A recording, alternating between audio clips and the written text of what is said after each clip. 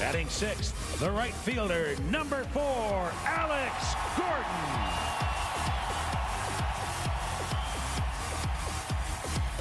Batting seventh, the catcher in the left field bullpen, number 13, Salvador Perez.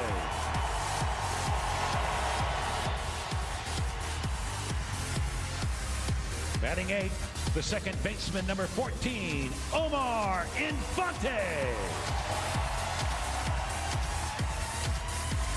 Batting ninth, the third baseman, number 8, Mike Moustakas.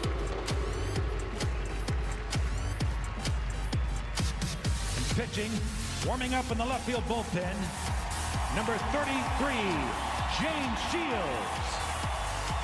Your Kansas City Royals.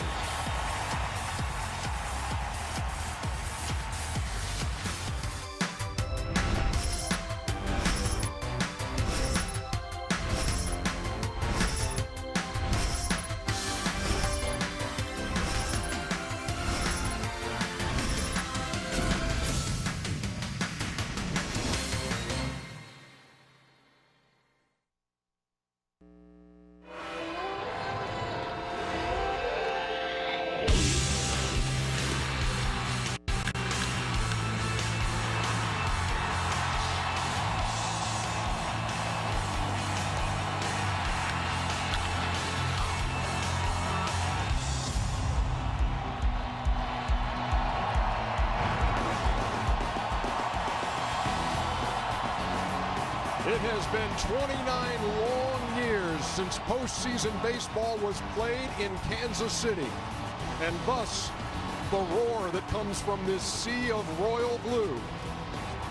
Postseason baseball has returned to KC. Tonight's 2014 AL Wildcard game is presented by Budweiser. It's the Kansas City Royals at home against the Oakland Athletics. Good evening, everybody. Welcome to Kauffman Stadium. I'm Ernie Johnson. Well, the date was October 27th, the year 1985. That's the last time a playoff game was played here in Kansas City. The Royals beat the Cardinals to win the World Series in Game 7. Tonight, it is essentially a Game 7. Got to win to advance. If you lose this one, it's all over. And the pitching matchup tonight, fitting for what would be a Game 7. Jon Lester and big game James Shields. Joining me, the Iron Man, Cal Ripken Jr. and Ron Darling. Let's talk about these teams, how they got here. Let's start with the Royals. Well, when you start with the Royals, they stole the most bases in the American League. And also when you look at them, their outfield defense is fantastic. But really, they've done it with their pitching. And who would you want on the mound than big game James Shields? He has so much confidence in himself. He instills confidence in his team. Great presence, great poise. And if you can get the game with the Royals winning through 6 innings, they're 65-4. Why?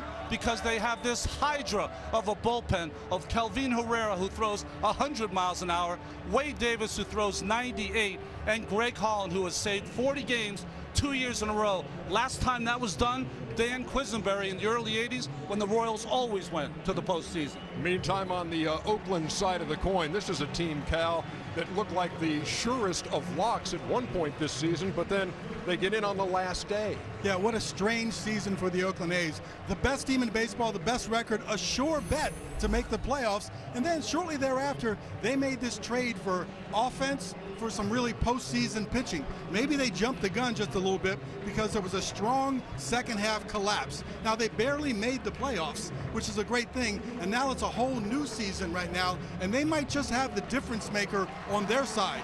Jon Lester was the difference maker for the Red Sox last year, and certainly has shown that he can pitch in the postseason. Another thing, watch Josh Reddick tonight. He's swinging the bat really well, got big numbers off of James Shields. The teams have met 7 times this year. The Royals winning 5 and losing 2. And the winning pitcher for those 2 Oakland wins, you guessed it, Jon Lester. We're just about set to go. They're ready here. We're ready here. Hope you are at home too. It's time to play ball.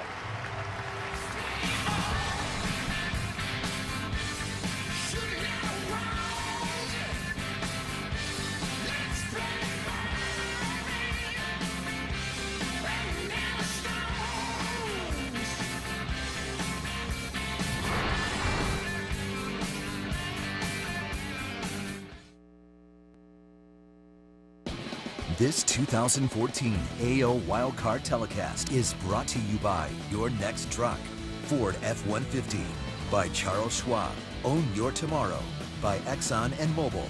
Get energy for all life's journeys. Exxon and Mobil, energy lives here. And by Budweiser, the official beer of Major League Baseball. Here's to Budweiser. Here's to baseball. What a couple of back-to-back nights for sports fans in the city of Kansas City. Monday Night Football, they dismantled the New England Patriots. And then 24 hours later, we got the first playoff game in 29 years here as the Royals take the field on a great night for baseball here in Kansas City. The batting order is brought to you by Budweiser. Coco Crisp leads it off for the A's, followed by Sam Fuld in left. Josh Donaldson, the big bat, hitting third, and Brandon Moss is the cleanup hitter. As Cal said, Josh Reddick's been hot. He's in the 5-hole. Then it's Jed Lowry. Stephen Vogt plays first. Giovanni Soto is behind the plate, and Eric Sogard is the second baseman.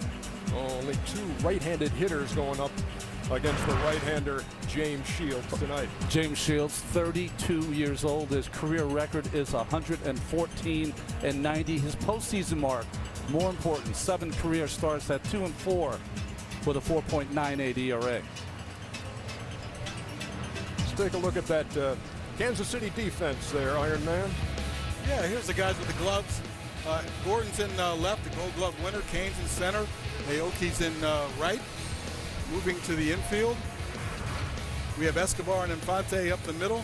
Mike Moustakas and the Gold Glove winner Eric Hosmer at first base.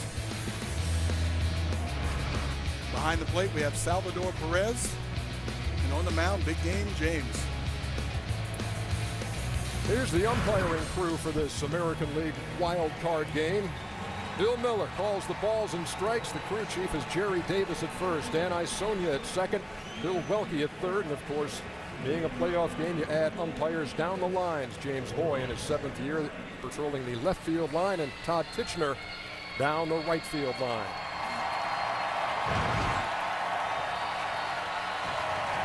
There was a plane flying overhead during batting practice, said it's been worth the wait. And this is not unlike what we encountered a year ago when we did the wild card game in the National League side in Pittsburgh, and that place was off the charts. Same story here at the K, Kauffman Stadium in Kansas City. Now, I don't know if everyone will agree it was worth the wait, but I'll tell you, this crowd is as loud as it was in Pittsburgh. James Shields has the best changeup in right-handed changeup in baseball. Just has a great motion. You'll see a lot of that pitch tonight.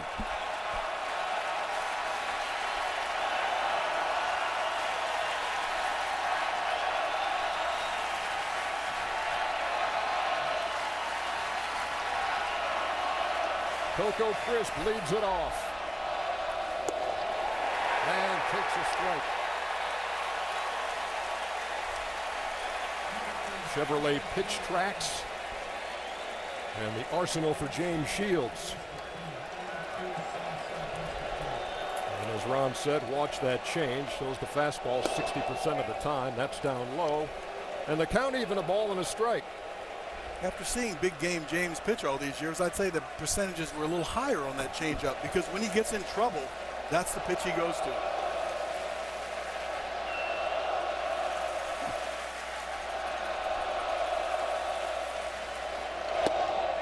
Missed inside, and if you need any indication in the difference between regular season baseball and postseason baseball, is the roar with every pitch.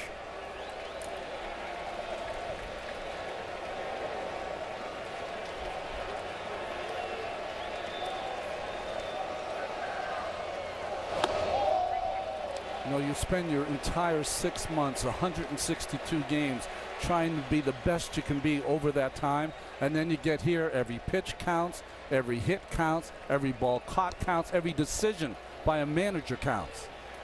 Yeah, the intensity is way up. I remember as an infielder, you get ready, you know, every single pitch obviously during the season, but it's not nearly as exhausting as you do in the playoffs. It's like you're ready to move left or right or in.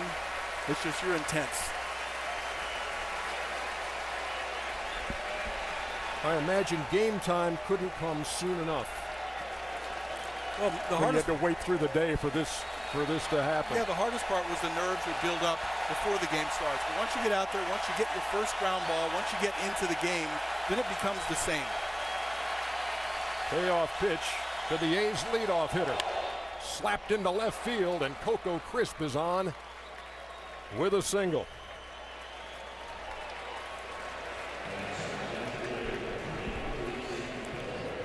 A lot of these Tigers, as you see this high fastball from Shields, got into a 3-2 count. That's what this Oakland A's team does best and did best over the first 4 months of the season. They will work the starting pitcher, get deep into the pitch count. Crisp has 19 stolen bases in 24 tries. Much has been said about the lack of offense when Cespedes got traded, that big presence, but they're still a good offensive team, and they started to get it going in the month of September, the last 2 weeks in particular. Sam Fuld, the number 2 hitter, took a strike 0-1. Bob Melvin said he was in the lineup. He thought of Adam Dunn and all that power, but expansive outfield here in Kansas City. You need the defense of Fuld. Yeah, you got to assume it's going to be a tight one-run game, and defense could be the difference in the game. Mike Gallego, the third base coach, one of the best defensive infielders you ever saw during his time. This is probably the last place Sam Fuld thought he would be. Earlier this season, he began the year with the A's, but only played 7 games.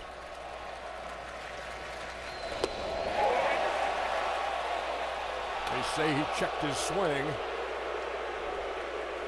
That's Bill Welke down at third. So he began the year with Oakland and then claimed off waivers by the Minnesota Twins and then traded at the deadline back to Oakland.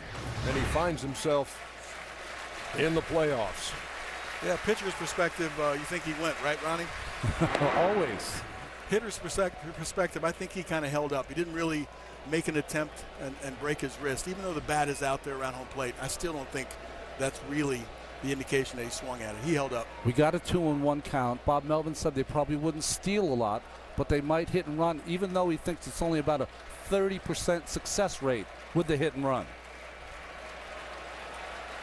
Crisp with the lead at first. And Fuld goes the opposite way. Alex Gordon back and makes the play. Gordon, the converted third baseman who's won 3 Gold Gloves as an outfielder, and made that one look easy as he had to go back. You know, generally speaking, if a guy has a really good changeup, he likes to pitch to guys that can hit the ball out of the ballpark. So they're going to start the bat earlier, and the changeup can fool them. If you get hitters that are content with taking and hitting the ball the opposite field, that changeup becomes less effective. Outfield defense of Kansas City will play a big part in this game. Kane and Gordon can go get it. Now here's Josh Donaldson. Leads the A's in hits, home runs, and runs batted in. Swings at the first pitch and fouls it away, 0-1. This little man generates just about as much bat speed as anyone in the game. He's playing with a banged up left knee that he fell on, but at this time of year, Bob Melvin ran down his list of guys hurt on his team. Seemed like the whole roster. Everybody had something at this point. It's safe to assume that everybody does have something at this point. But I tell you what, the playoffs, the change in weather a little bit, although we're not experiencing it here, and the adrenaline push really takes all those pains away. Shields jumps ahead. No balls and 2 strikes. Sometimes you get ahead of a hitter 0-2 and you say advantage pitcher. Both those swings, Donaldson was on both of those pitches.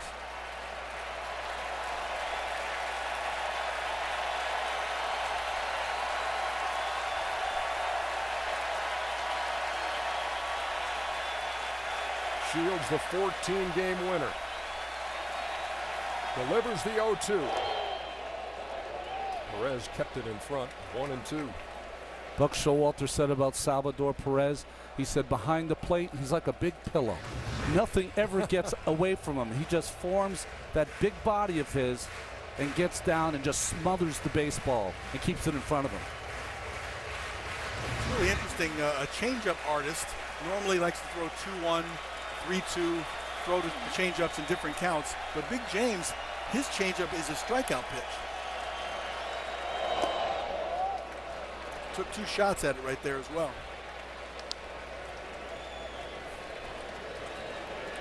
He's got that power changeup. He came from Tampa Bay. Alex Cobb has it over there with the Tampa Bay Rays. Johan Santana in his day. That changeup that can put a hitter away, righty or lefty.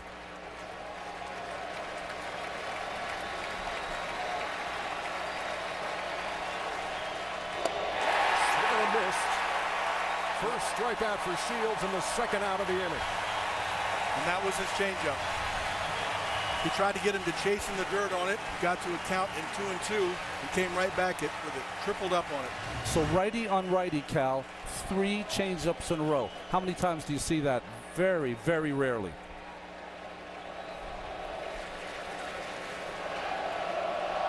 Change in speed. Donaldson's hand off the bat.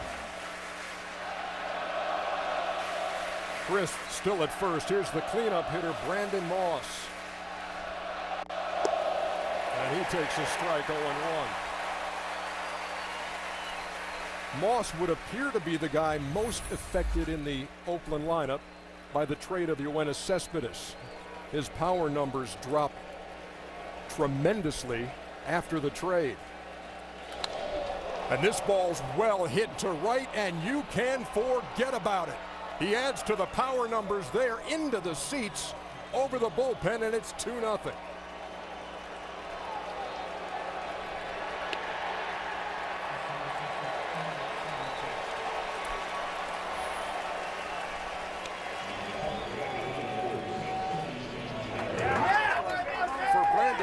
Just his 3rd home run since the trade of Yoenis Cespedes. And that's one of those changeups that just stay right over the middle of the plate.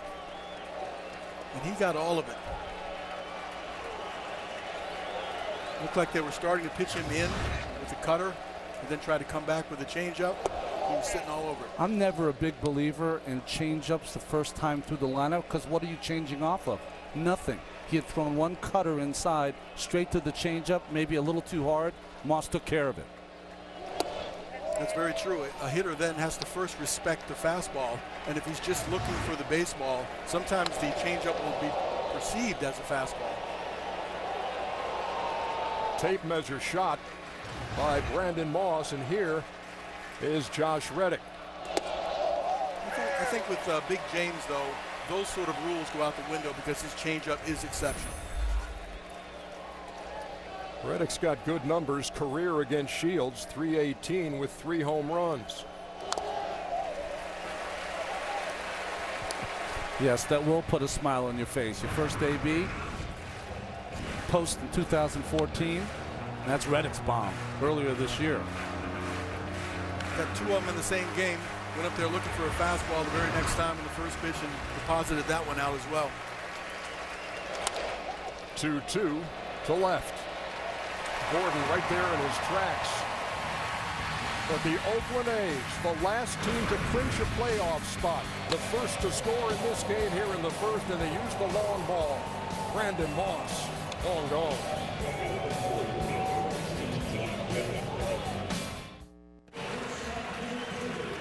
The A's jump out 2-0. Royals coming to bat. Here's their batting order brought to you by Budweiser. Alcides Escobar in the leadoff spot with Nori Aoki second. Lorenzo Cain, the speedy center fielder, hits third, and Eric Hosmer in the cleanup spot. Then it's Billy Butler, Alex Gordon, that team's leader in home runs and RBIs. Salvador Perez, the catcher. Omar Infante, who has a career high in RBIs this year. And the third baseman is Mike Moustakas, and John Lester's on the hill. What I forgot to mention about the pitchers, both Lester and Shields, is that they are auditioning for big dollars as free agents if you want a #1 pitcher. His year, maybe his best this year. A lot of losses, but a great ERA. Lots of innings like he always has. And quickly he's ahead of Escobar. No balls and 2 strikes. Ned Yost, late in the season, swapped the #1 and 2 guys in the order. Aoki had been the leadoff hitter predominantly this year, but then he put Escobar there, and it really sparked the Kansas City offense. And so here in the wild card game, it's Escobar who leads off. Lester's 252 starts in his major league career, 116 wins, 67 losses, but only 2-3 at this ballpark. This is a team that swings out of the strike zone a lot. You don't have to throw strikes when you're ahead. Ran it inside, and Escobar wouldn't bite. 2 balls and 2 strikes. The thing about Lester also, after the trade deadline deal was made, his first start was against the Kansas City Royals, and he beat them. Still 2-2 as that's fouled away. He had beaten them with the Red Sox in July, wins in Oakland, and then beat them again later in August at Kansas City.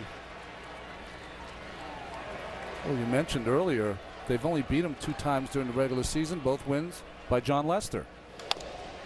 On the ground up the middle, off the glove of Jed Lowry, and Escobar is on.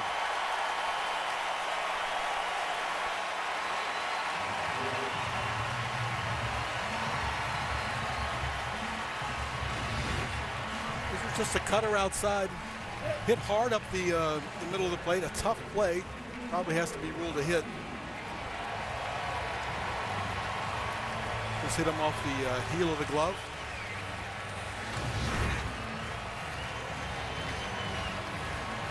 Ned had to take an angle to that ball that he could throw out a speedy runner. And that's the advantage of having speed, is that you have to make that play in a do or die sense. It is ruled a hit, and here's Aoki.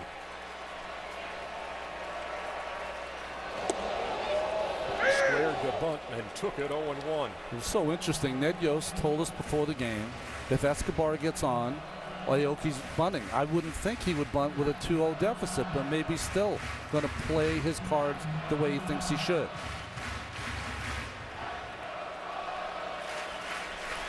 Escobar at first, probably Kansas City's best base runner, and he's stolen 31 out of 37.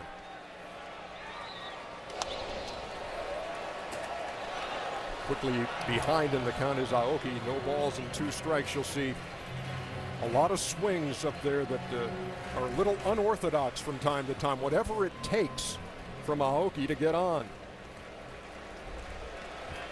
Occasionally that batting stance and swings seems like he's swinging an oar through the strike zone, but he gets it done. Lester stepped off and a little bluff over there toward first. He usually does not throw to first, does not have a great move, but is very quick to the plate.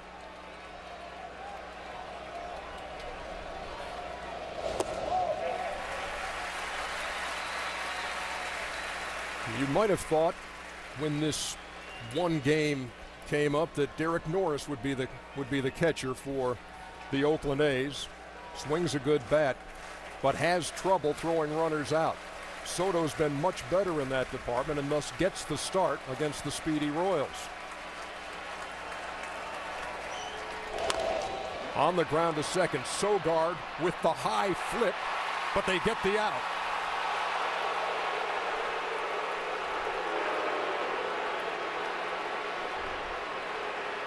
Dan Isonia is the second base umpire.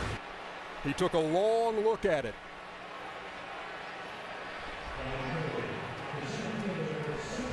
And then made the call. So they get the force, but Aoki reaches on the fielder's choice. Well, it's interesting about that play. Sogard is in for his defense. The high toss, maybe a little nerves. Nice play by Lowry, but in the vicinity, I guess, of second base there with the force. I think he got his toe on the base, though. Here's the center fielder, Lorenzo Cain. 8th in the American League with a .301 average. Another guy who can really run. Cal? Here's a now the distinction needs to be made here. Are you trying to turn the double play, or are you trying to get the force out? And many times you have to make that decision as a shortstop. That one, because the throw was off, you got to make sure you get your toe in the bag and drag that to get the force out to keep the big inning from happening.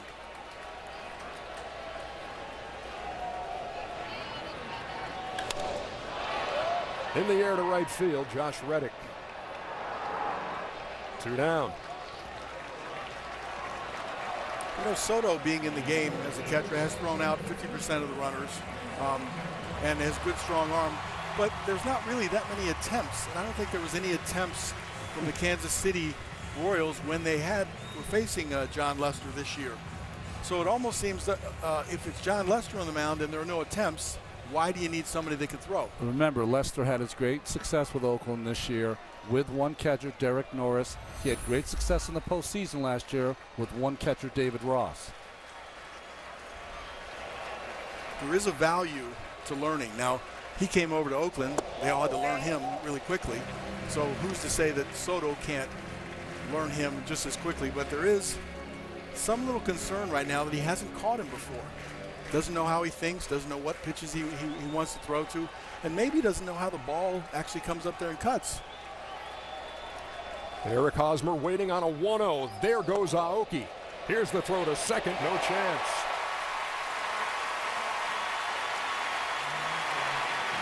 Aoki actually overslid the bag just a touch, but the throw was offline. And there was no chance for Lowry to apply a tag. Well, you know, all of their stolen base people on this team, he did go past the bag. He's been thrown out 8 times, so he doesn't have a great percentage, but he went on first move, and he guessed right. So a runner in scoring position for the Royals with 2 down. And Lester delivers a 2-0, or was about to, and then time was called at the very last instant. Yeah, it's obvious that they're going to use their threat of speed and getting off the base to disrupt some of the timing from John Lester. Well, Giovanni Soto was arguing with home plate umpire Miller, saying, hey, that's way too late. If you're going to hurt my pitcher, you call time that late. Down and away, 3-0. This offense is predicated on making things happen. And Ned Yost is going to make sure that he doesn't vary his plan, even though down 2-0 in the first inning. You still got to play your game. So let him swing 3-0. He's going to get a fastball. Let him be aggressive.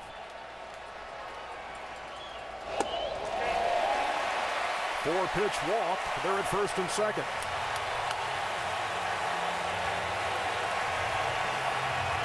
Interesting to see Soto out talking to Lester. What can you tell Lester about pitching in the postseason that he doesn't know as he's trying to relax his lefty? How much of this is the first time? He has not caught Lester. And are you totally on the same page? Well, sometimes you're not on the same page. It could be as simple as watching the catcher give those the multitude of signs with a guy on second. Sometimes it takes him longer than the catcher you work with normally. It's little things like that that can change your tempo. He is a tempo pitcher. Here's one of the most popular guys wearing the Kansas City uniform. It's Billy Butler.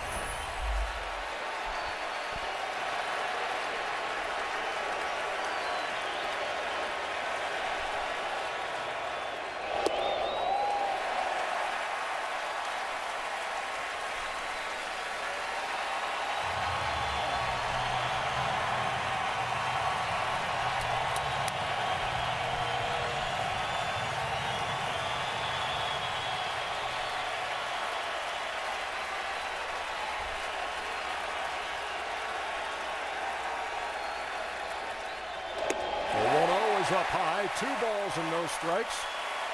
And the plate jumping a little bit for Lester here in the first. Lester pitching on 5 days rest. That's an extra day. You never know, for a lot of pitchers, even the great ones, a little strong in that first inning.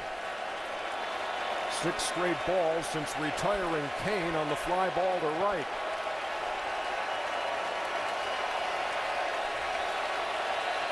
And just because it's 6 straight balls doesn't mean you should take here.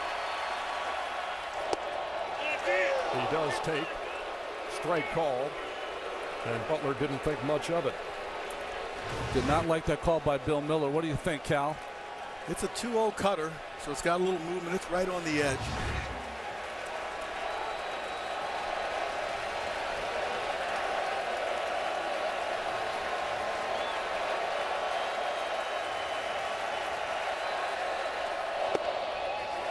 inside again and missed. 3-1. I know for all good hitters, when they're facing good pitchers, pitches close, they say, don't help him. He doesn't need any help. How do you know they say that, Ron? Because that's exactly what we do say. Hitter's pitch with 2 on and 2 out. Drilled to left. Base hit. That's going to score a run. And it's going to put runners on the corners with 2 down. Kansas City on the board.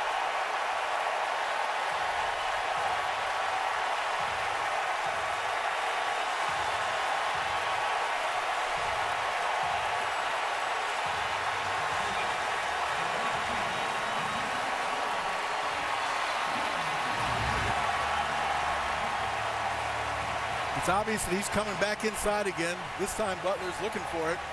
What a good swing on it. Hit a line drive. Maybe lucky it's just a single.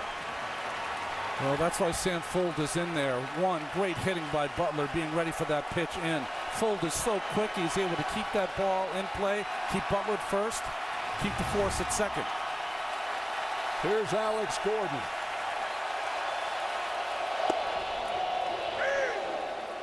The Royals leader in home runs with 19. RBIs with 74. It's a 2-1 game, and all 3 runs have come with 2 out.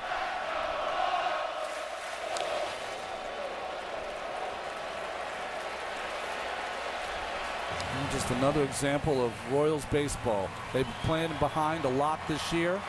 They still stay to their game. Aoki faked the bunt on his first pitch that he saw in the post. He stole a base to set up scoring a run. Alex Gordon, another one of those homegrown products. And there is Billy Butler, caught between first and second. Now Hosmer edging away at third. And now they're going to throw to the plate, and Hosmer is out. Billy Butler wandered off first, and it resulted in the 3rd out.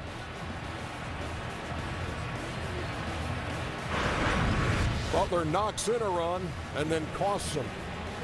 Hosmer, no chance. It's 2-1.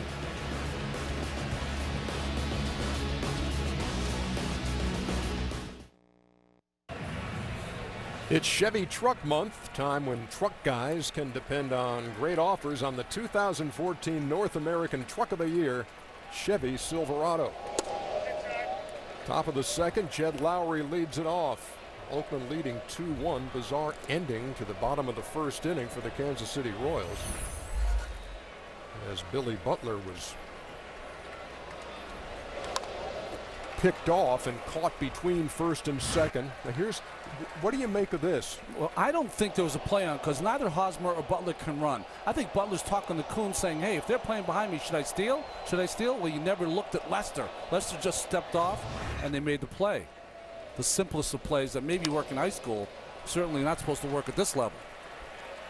And the putout was made at the plate. And you saw Rusty Kuntz, the first base coach, and Billy Butler. Everybody trying to explain exactly what happened. Well, you definitely don't do something that you don't do normally in the regular season in the playoffs. But there are times when a first and third left-handed play will work. I stole my first base in the big leagues on a left-handed play of home. It was against John Matlack. When he takes his eye off of you, you start to run at third, and then he runs over there at first. But on a play where you're just trying to get in the rundown, you better have some really fast guys that you're going to be able to do that at the big league level, where you can execute and steal a run. But that wasn't the right situation just to get in the rundown and then try to score a run a la Little League. Took the bat out of the hands of your leading home run hitter and RBI guy in Alex Gordon with runners at first and third. He was your MVP of the season. We showed the graphic and what he hits with 2 outs and runners in scoring position. Everything he does. Infante hitting him on the head like, well, you're going to have a hard time, Billy Butler, explaining that at the coffee shop tomorrow. I think the logical explanation is that if you're going to play behind him, he doesn't throw over here. Let's just get a running lead and go. But again, asking him to do that when he hasn't done that, during the course of the season, that's a risk. 2 balls, 2 strikes to Jed Lowry. You know it's early. Not a lot of pitches have been thrown. That inside fastball to lefties that Shields usually just excels at. He has not gotten one call or not made one pitch inside yet. 3-2. Boy, did he turn on that lookout. One of those line drives foul that you hope everybody's paying attention down there. Both pitchers have hit 95, Ernie. And I know how you like the 95. No, it's not me, it's you. It's nice to see that 95 flash up there on the board. When we look at their control and the type of pitches they throw, we forget they still have a 95. Hosmer made a nice grab, and Shields made a nice catch. At first, 1 down. 4th member of our crew is Matt Weiner, who's got the best seat in the house. Matt, what you got? That's a pretty good one here in the Royals suite, where they are hanging on every pitch, including George Brett, who signed with this organization 2 years after it was born, and he's been here ever since as a Hall of Fame player, as a pivotal piece of that '85 championship team, as an executive, as a coach, etc. You've been a part of this rebuilding process as well. How gratifying is this scene tonight? It's pretty special for a town to wait 29 years. And when I first signed with the Royals in '71, and then we made the playoffs, and I came up in '73, '74, being my first year. You make the playoffs 7 out of 10 years, you think it's going to happen all the time. And it hasn't happened since '85. So very happy for Dayton Moore, very happy for Ned Yost and the rest of the coaching staff, and especially all the players down on the field, because they've really worked their tails off and developed into a really good ball club. When in this development process did you think you had a team that could reach this level? I think last year in the second half of the season, the way they played, they were always kind of just, they had a tough time getting to 500 for a long time, and once they got over 500, they got on a pretty good streak, and all of a sudden last year at the end of the season, I'm saying, these guys aren't that far away, and it was a good experience for them last year to play exciting, pennant contending baseball. They were in it till the last week of the season, and unfortunately Detroit beat us and we lost out in the wild card. But I think last year was the first year I really saw these guys, or thought these guys were ready to play. And the organization took a calculated risk in trading prospects to bring back James Shields. Between the innings, the wins, and his presence in the clubhouse, what has he meant the last 2 years? Well, you can ask Danny Duffy and Ventura about that. He's mentored those guys. And don't forget, we got Wade Davis in that deal also, who had the most incredible year as a reliever I've ever seen. I think he's given up 4 extra base hits all year, an ERA of 1, just been the 8th inning specialist of all time. But James and Wade brought over a looseness, a confidence about them, and it's really rubbed off on the young guys.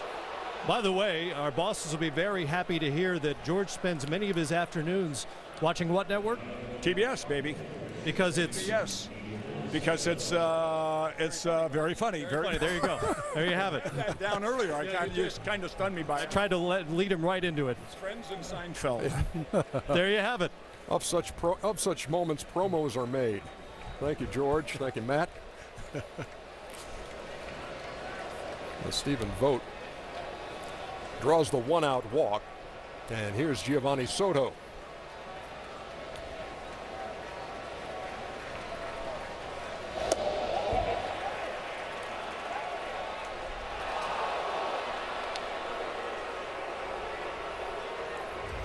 Two close plays now that have gone against the Royals on the check swing.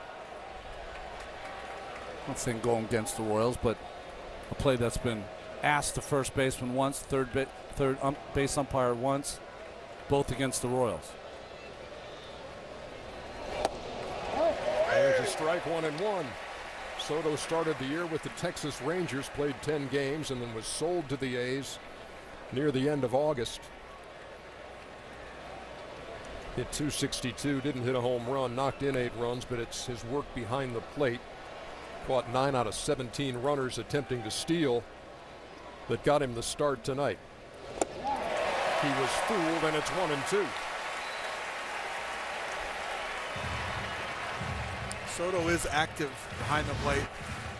Gets down low on one knee, but also has a little thump in his bat too. Back in 2008, Soto was the Rookie of the Year in the National League with the Chicago Cubs. He really thought he was going to be a fixture for those Cubs for years to come. He had a tough year, a tough next couple of years.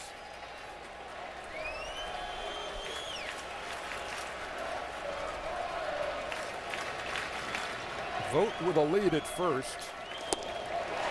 Soto looks at strike 3. 2 down.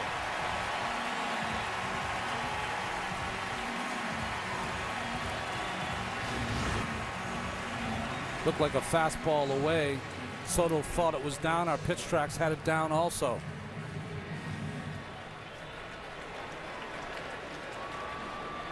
Bill Miller rang him up. 2 down.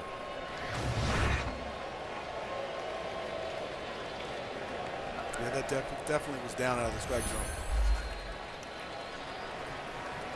Here's the number 9 hitter, Eric Sogard. Swings at the first pitch and fouls it right back. Not many everyday players anymore you see wearing the glasses during a game. It become kind of his, I don't know, that's who trademark, he is. His trademark, right?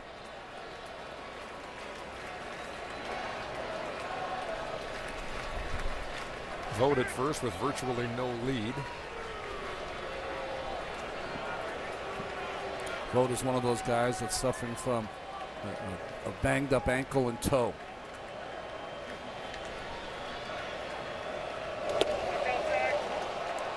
Ball was outside. And it's 1-1.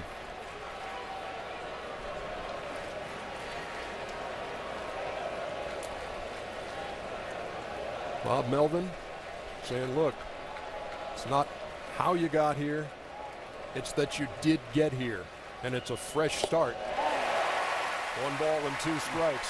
A 10-16 September for the Oakland Athletics. And it was touch and go down the stretch because Seattle, after losing 5 in a row, got hot. And Oakland able to hold them off. Sonny Gray came up big on the last day of the season. And here they are.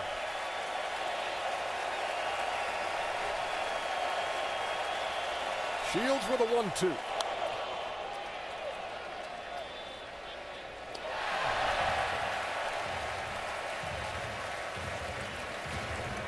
Both pitchers are horses. Give you a lot of innings, pitch you deep in the ball games. But both of them are getting up with the pitch count here early on in this game. Melvin said Lester is 125 to 130. I would say the same except for the great bullpen of Kansas City for Shields. Fouled into the mitt of Salvador Perez. Second strikeout of the inning, 3rd of the game for Shields. We go to the bottom half of the 2nd.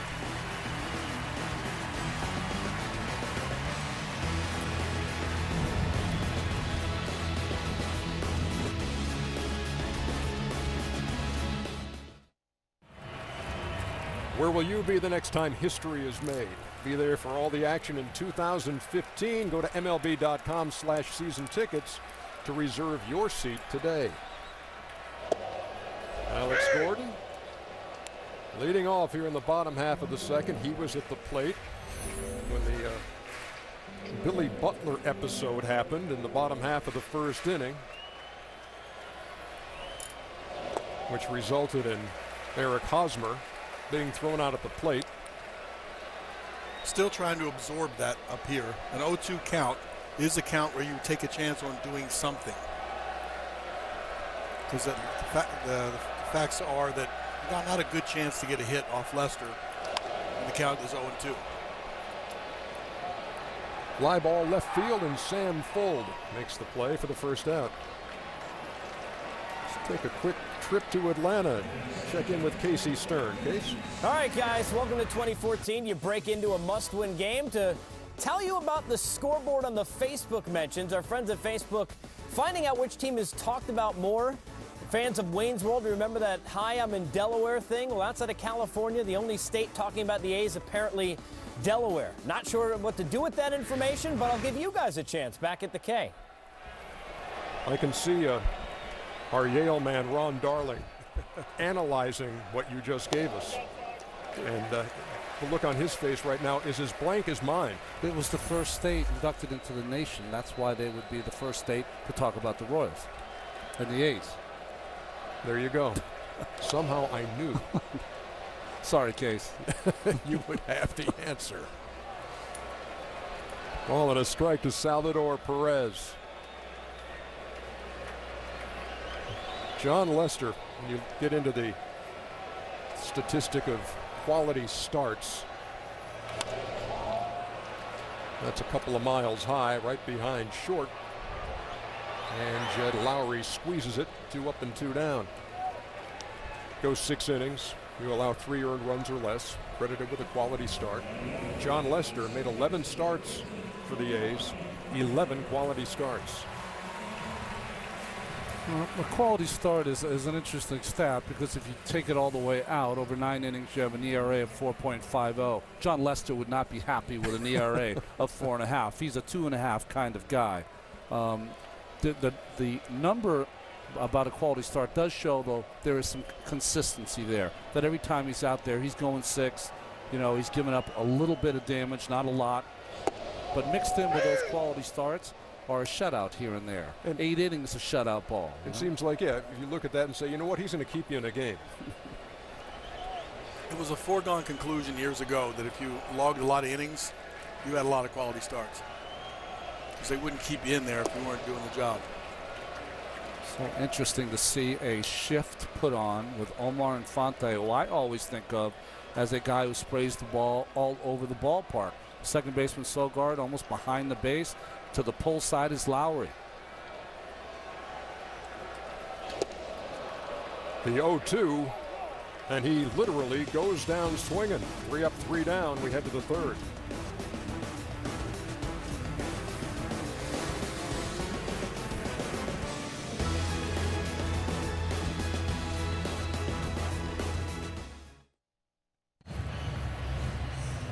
Half of the 3rd. Pretty good chance you're going to see a different battery for the Oakland A's. Let's take a look at tonight's forecaster presented by Voya Financial. 75% chance the A's will win when they score first. 57-19 in the regular season. Coco Crisp leads it off here in the 3rd. And the reason we say that is between innings, we could look in the dugout and see that Giovanni Soto had taken the gear off and was talking to the trainer, walked out of the dugout, and then you saw Derek Norris saddle up beside John Lester.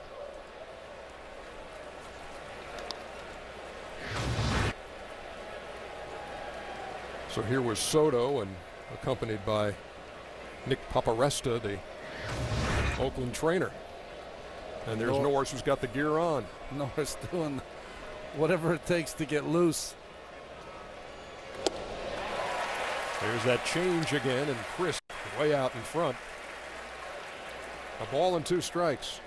The time of changing catchers in a postseason game might benefit the starting pitcher Lester.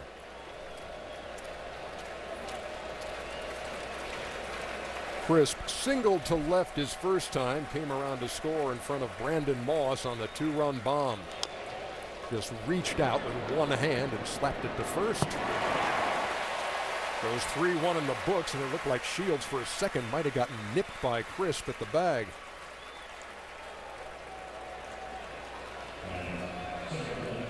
Let's go down to Matt Weiner. Matt? Ernie, Giovanni Soto, who was brought in for defensive purposes to start this game, is done for the night. He has injured the left thumb. Of course, that's his catching hand. He did it on the tag at home plate. I spoke to him a few moments ago. He said he heard something pop. Asked him if he had broken it. He said, I don't know, but I can't receive the ball. All right, thank you very much, Matt. So Derek Norris will get the call in the bottom half of the 3rd inning.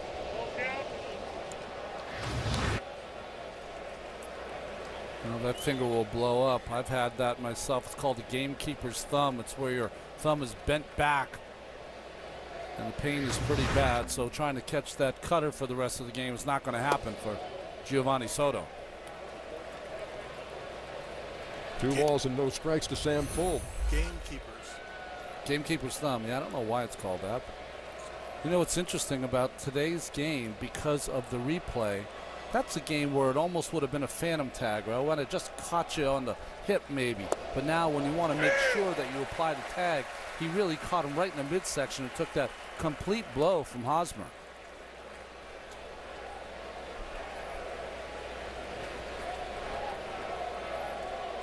Johnny Gomes finds himself in the postseason again, watching on as Fuld pops it up behind the plate. Does Perez have a play? No, he doesn't. Missed it by a row.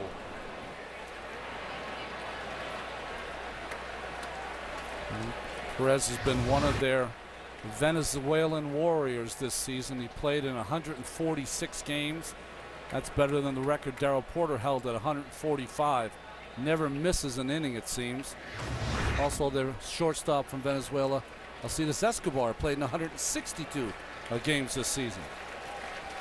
And the guy sitting in between us, Cal Ripken, didn't bat an eye when that stat was mentioned. Toward right softly, and it will fall in front of Aoki for a one-out single.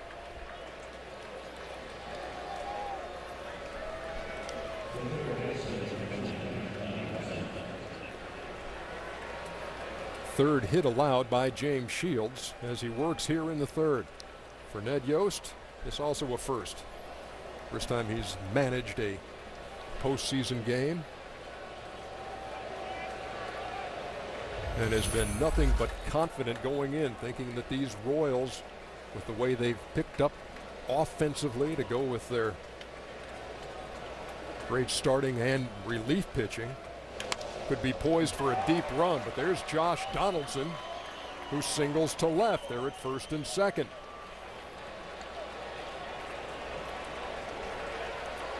Well, big game James so far has not been on, and I'm not going to say that because it's the third inning. He's given up a couple of runs.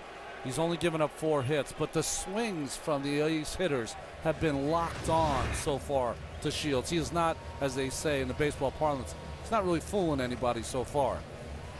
And he certainly did not fool Brandon Moss in the first. A no-doubter into the seats in right over the Oakland bullpen.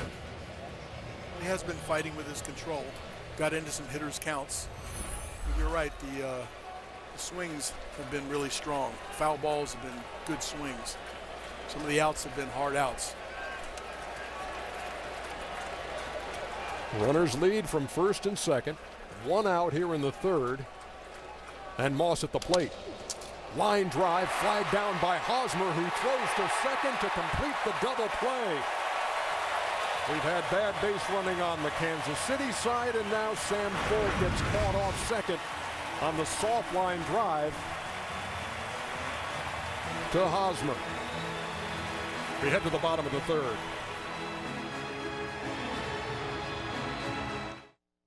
Runs 55 RBI this year. Tonight's 2014 American League Wild Card is presented by Budweiser. Thanks for tuning in here on TBS. We move to the bottom half of the third inning in a 2-1 game. John Lester and the A's on top. And Mike Moustakas, the number 9 hitter, takes a strike leading off here in the third. You see the shift here. This is where most of the balls that Mr. Hosmer hits go to. Saw Moustakas up at the plate. And he spoils the shift, goes the other way. Wide turn at first, but Sam Fuld hustled that one in. Leadoff single here in the third for Kansas City. Dale Swain, since he became the hitting coach in late May, has been trying to get Moustakas to go to left field more. He says, yes, you've got power to hit 20 to 30 home runs, but instead of hitting just barely over 200, hit the ball to left field. Perfect display there. It's also a classic case is the infield can play him to pull, but the outfield did not play him to pull. Sam made a nice play over there, but he was playing him more true that way. The outfield was not shifted. So he had 74 hits this year from center to right field and only 20 to left. Big one there. Here's Alcides Escobar. Donaldson in on the grass at third. And they lay it down. Donaldson makes the play, moves the runner over, into scoring position with one down.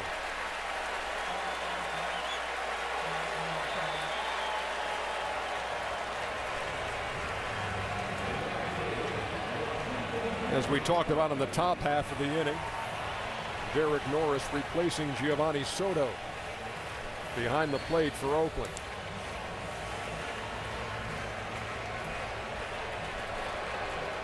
Escobar with the sacrifice bunt puts Moustakas at second for Nori Aoki. That was one of those bunts that was kind of a sacrifice bunt, but also take a chance on getting a hit. You don't want to give up a run, but you also want to advance him to second. So he didn't give it away too early. Bunted it just a little too hard for a hit. Time called. See Bob Melvin right now, hands out like, come on, Bill Miller, you kidding me? Let's go. That's 2 times now. One of the best pitchers in the game, and he's halfway and throwing the baseball, and 2 timeouts. Moustakas was dancing off the bag at second. Aoki asked for time, and it was granted with Lester basically into the line.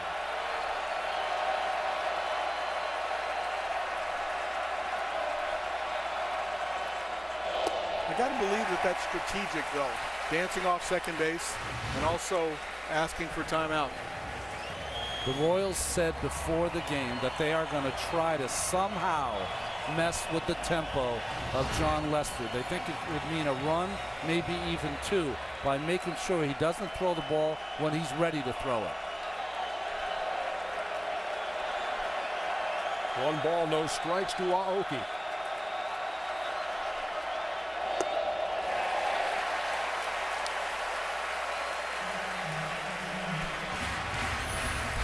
I was home plate umpire Bill Miller, though. I would be like the boy who cried wolf. The next guy who wants time, I might not be so ready to give it to him if he's in a Royals uniform. And now Aoki wants time again. He reached on a fielder's choice his first time, stole second, and has scored the only Kansas City run on Billy Butler's line drive single. The old fly in the eye. They've been using that forever, Cal. They have.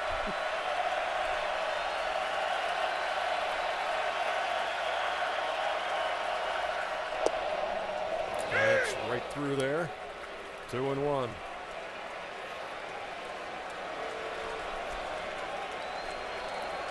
Kansas City team that tries to manufacture runs. Last in baseball with 95 home runs. Only team to not hit 100. It's interesting with that flat kind of swing of Aoki. He kind of stays in that strike zone a long time. Batting .363 against left-handed pitching. Kind of tells you when that breaking ball, if it doesn't have that good curve on it, if it's going across the strike zone, he's going to stay with it. He has a great ability to keep his hands inside the ball, and he waits a long time, and he stays in there on lefties. 2-2.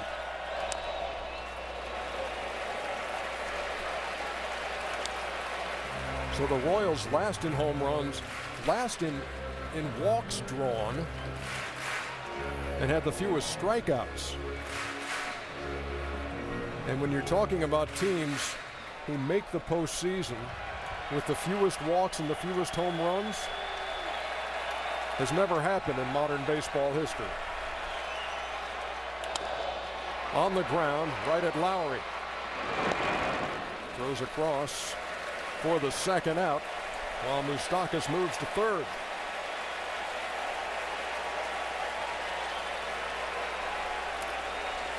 I mean, when you look at that Royals offense, it's almost exactly the opposite of what Oakland is trying to do.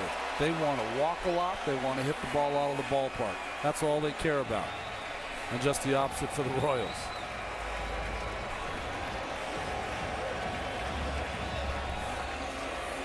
One of the fans going all biblical here with the Cain is Abel sign as Lorenzo steps in here in the third with 2 down.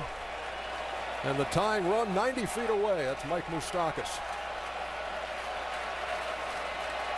He flied out to right his first time. And he lines a single down the line. Could be extra bases.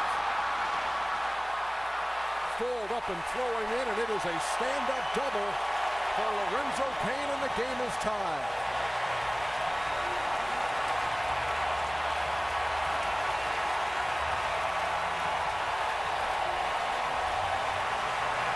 Surprisingly, this lineup for Kansas City has some really good numbers against John Lester.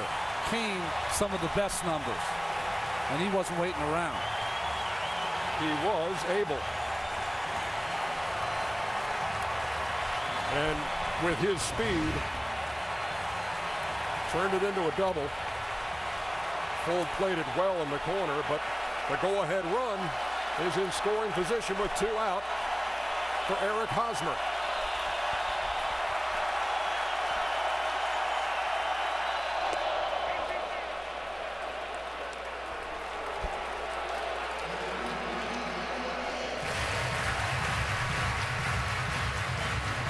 That's such a big run in a playoff game. It's easier to play when you're even. It's even easier to play when you're up 1 run. And when you're down, you start to get a little more tight as the game gets going on. In the air, shallow left, full on. That's going to break the tie. Cain scores, 3-2 Kansas City.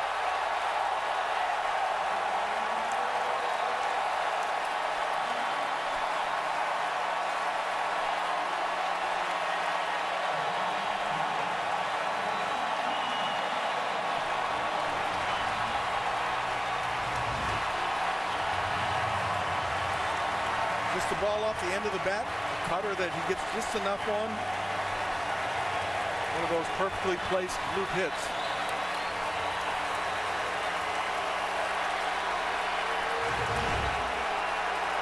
Then a night for clutch hitting. All 5 runs in this game coming with 2 out.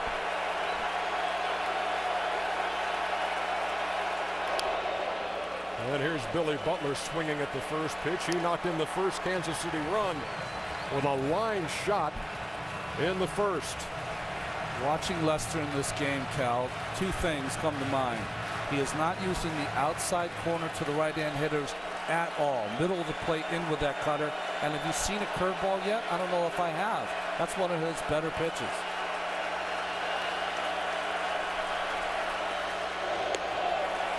Breaking pitch. Stayed up and away. There was your first curveball. Maybe that's why. Not even close. You can fall in love with a cutter inside all the time, especially if you're having success with it. But one of Lester's real successes is that he also has a 95-mile-an-hour four-seamer. And he can dot that on the outside corner or pitch up in the strike zone.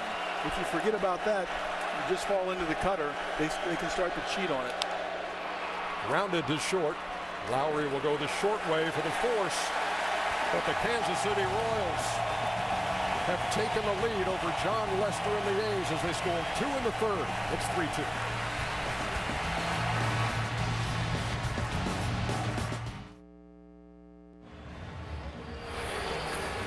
To get exclusive behind-the-scenes access and expert opinions from the biggest names in sports, check out Behind the Mic, powered by Ford, on BleacherReport.com/Behind the Mic. American League wild card game here in Kansas City at the K, Kauffman Stadium. And we move to the top half of the 4th, and Josh Reddick takes ball 1.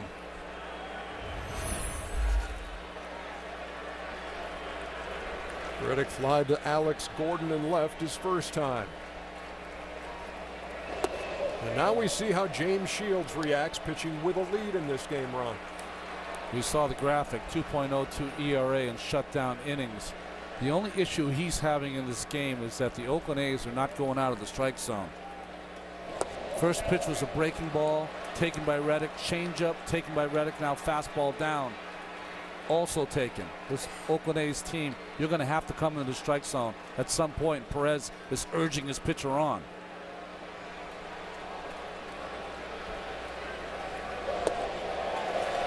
And it's a little bit of both. It's his control is not pinpoint, but also the Oakland A's do not swing at bad pitches.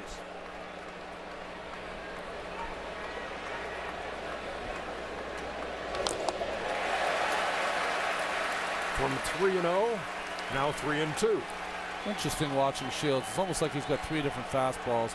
That 95 rider, that little cutter that's 91 or 92, and he can also two-seam it away. That was a little cutter in the middle of the plate that Reddick missed.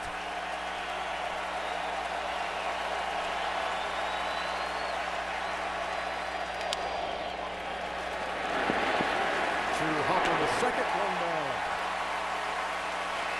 That was a big battle back from 3-0. So you make a pitch on 3-2 to get that out. Hard to express to you how important it feels as a pitcher. You get 3-0 on a hitter, and you come back, you get that first out of the inning. Huge out there for the Royals and Shields.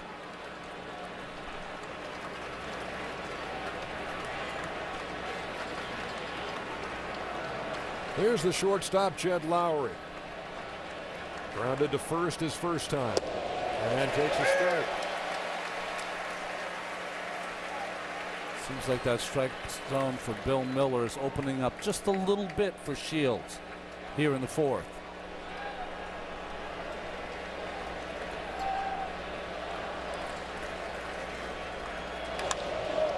In the air, right center field. Payne easily 2 down.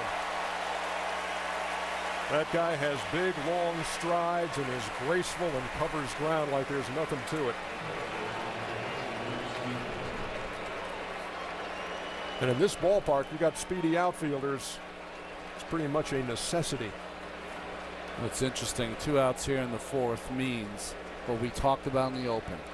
James Shields has to get 7 outs and not give up a run to get Kansas City to the way they played all season long, to that Hydra bullpen of Herrera, Davis, and Holland. Those 3 have absolutely been lights out. And a big reason that when they lead after 8, they're 79-1.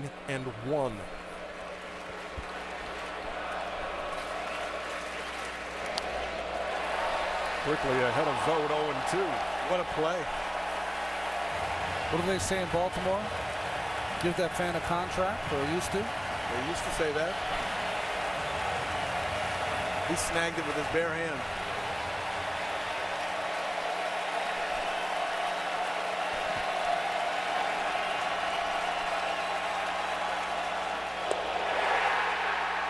Strike 3 called. The intensity ramped up here in Kansas City. Because after a 29-year drought, the Royals lead a playoff game. It's the wild card on TBS.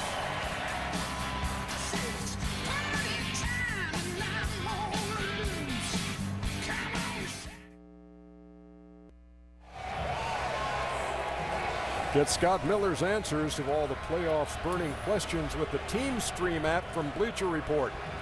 Download Team Stream for your iPad, your iPhone, or your Android device today. Bottom 4 in Kansas City. Royals leading 3-2. Alex Gordon leads it off.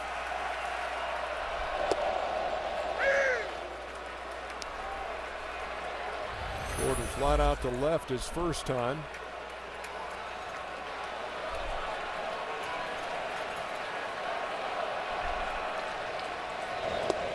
Big, slow breaking pitch. 0-2. That's the adjustment that he has to make. And normally he does. You want to mix in that curveball because it has the spin of a cutter, but it also changes speeds. Hardest part for a pitcher in these games is your adrenaline sometimes works against you. You end up throwing the ball harder than you have all year, and you forget about all those little touch pitches, which are so important to your success. Got him off speed. 1 down here in the fourth. Moments ago, we spoke with the A's pitching coach, Curt Young.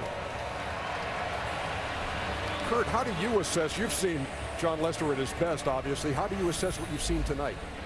Well, he does well. I mean, he's always going to pitch ahead in the count, and he's going to attack the strike zone. He's not one of those guys that you have to tell to do that. So, you know, they're looking to hit the ball early. They're looking to to get a good pitch early to hit. So he knows that, and it's all about location early on for him. Hey, Kurt, do you see any problem with Soto now out of the game with the bad thumb and Norris in catching Lester? Well, basically, this was Soto's first time catching him this year. Dino's been his catcher all the starts that he's been here. So they're real comfortable together, and they've worked very well together. Our thanks to Kurt Young for his time in between innings. As Salvador Perez faces John Lester. Again, when to call a breaking ball could be one of those issues for Soto catching him for the first time.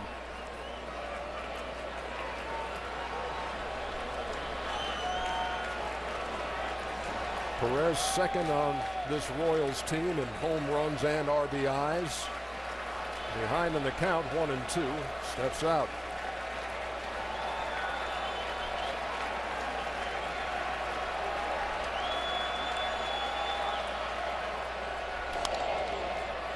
In the air, near the line, and foul. So the increase in curveballs thrown by Lester, that was the first fastball away thrown by Lester with the new catcher Norris in there.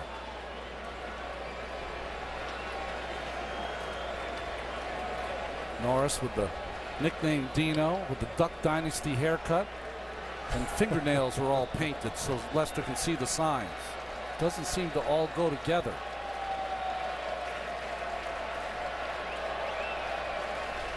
Going back to the curveball. And we got him to wave at it for the second out. Time for records and milestones presented by Jim Beam. And you see John Lester's sterling earned run average coming into this game in the postseason of 2.11, trailing only Christy Matheson and Wade Hoyt. Kurt Schilling on that list, and Kenny Holtzman, number 5 on that list. 2 up and 2 down here in the 4th. And Infante grounds to Lowry. That's a quick 1-2-3 inning for John Lester. 4 innings in the books. Wild card on TBS.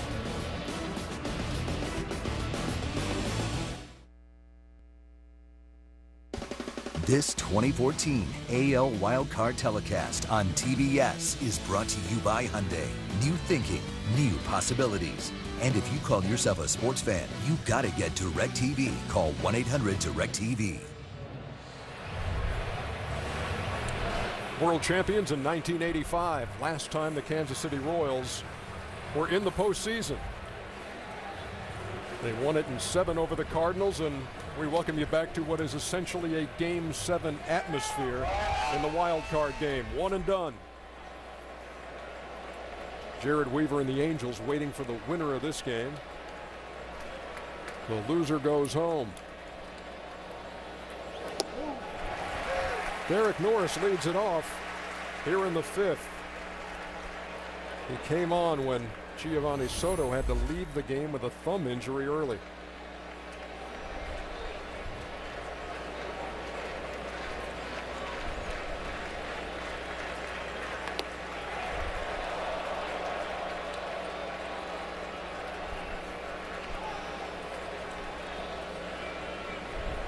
So Ronnie, if you're Jared Weaver, you watching this game like a hawk?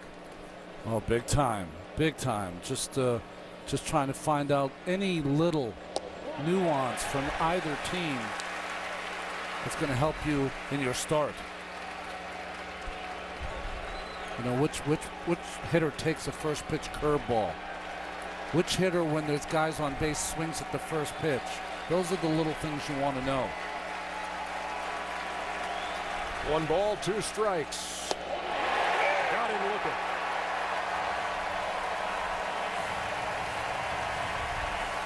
Moments ago, we spoke with Royals manager Ned Yost.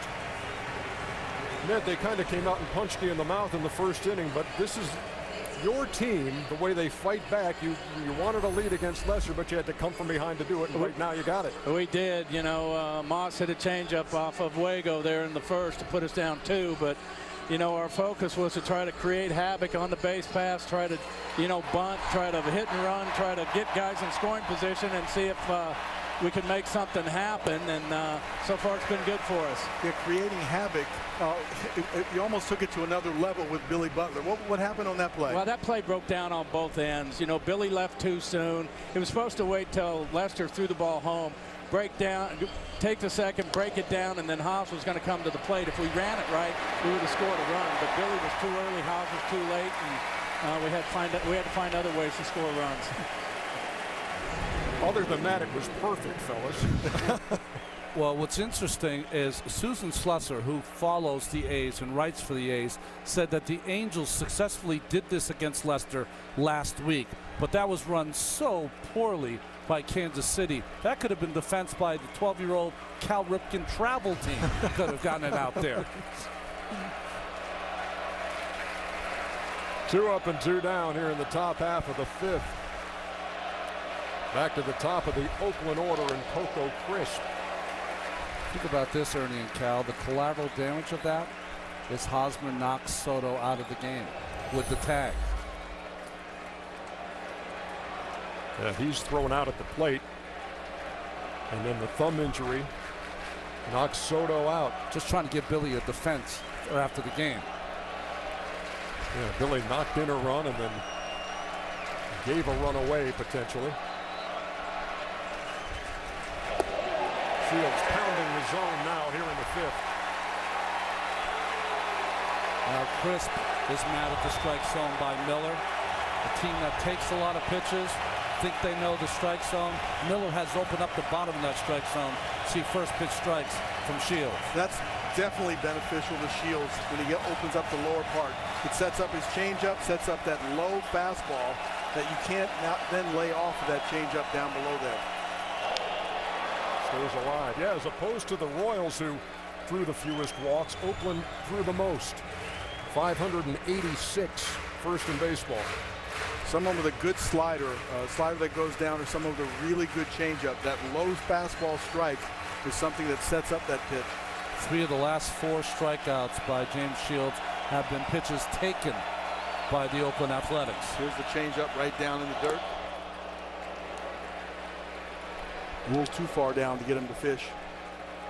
Taking that pitch almost like they know it's coming. And Shields has gotten his control back. He's making those pitches, those fastball pitches. Ned Yost said before the game, you give James Shields a lead, he will hold it. That's the kind of pitcher he is. Looking for his second straight 1-2-3 inning. Crisp wants time. He wants that backdoor slider. He wants a pitch that he can throw for a strike that appears to be a ball so he can get Crisp looking.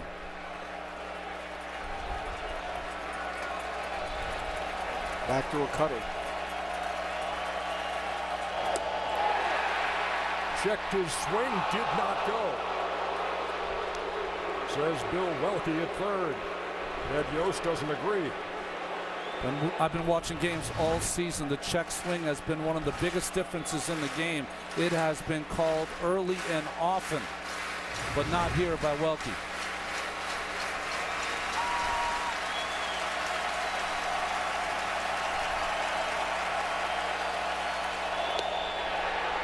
Stayed outside, 3-2. Shields on his delivery.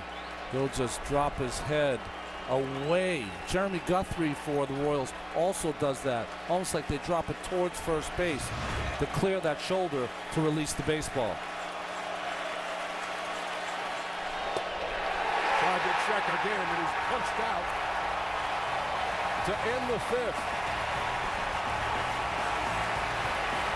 James Shields and the Royals through 4.5, lead 3-2.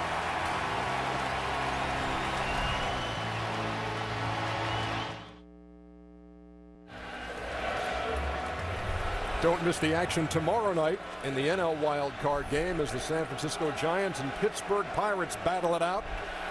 Tune into ESPN at 8 o'clock Eastern Time. First pitch around 8:07. Here's Mike Moustakas, who takes a breaking ball over for a strike. Moustakas, again, the A's shift but he beat the shift his first time, singling to left.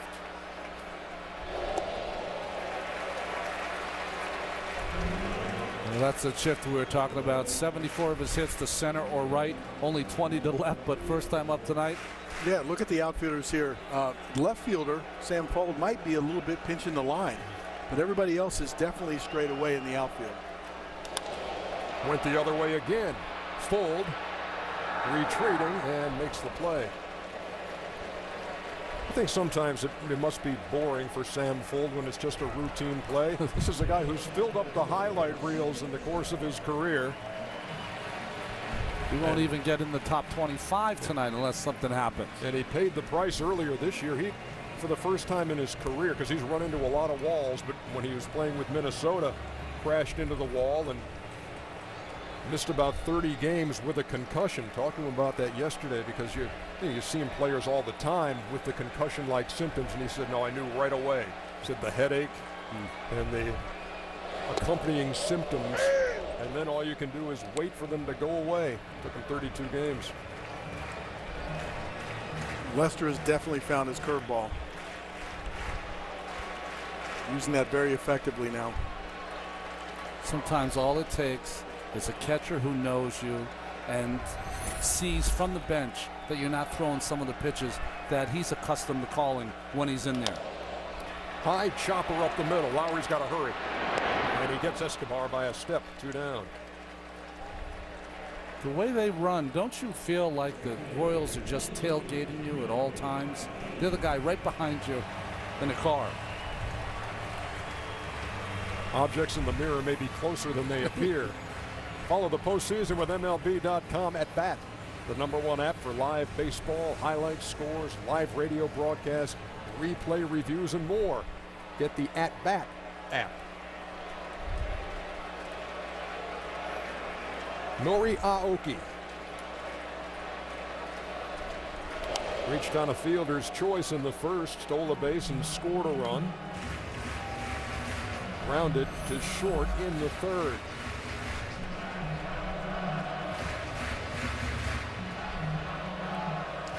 Giordano Ventura is in the pen. He's a starting pitcher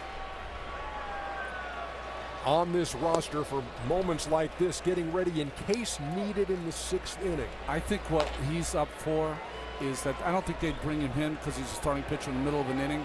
They've now decided that they've gotten far enough that a guy like Ventura, who's going to start at some point if they move past here and win, is just getting some throwing in. Because they probably told him today, do not throw, just stay in the bullpen, and once we get past the 5th, then you can go and get loose a little bit. I don't think he's going to be getting ready to come in the ball game, not the way Shields throwing.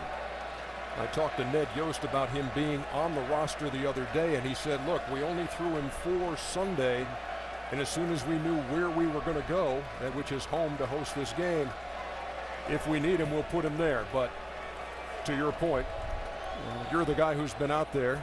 He could be the X factor for Ned Yost if they do move on because of his stuff. Close to 100-mile-an-hour fastball.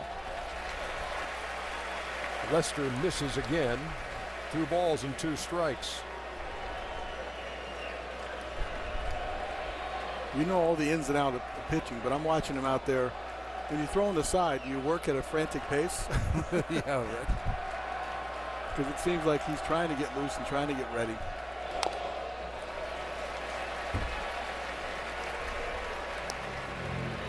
I definitely could be wrong. It's just the way that Shields is throwing. 3 outs gets you to that magic point you want with that 3-headed bullpen that you have. But you're right. Maybe if something happens where they need Herrera to come in and just throw that good fastball for 1 out, why not take the chance? Just a little nubber over there toward third, and Josh Donaldson put that in his pocket. We are through 5 in the wild card game on TBS.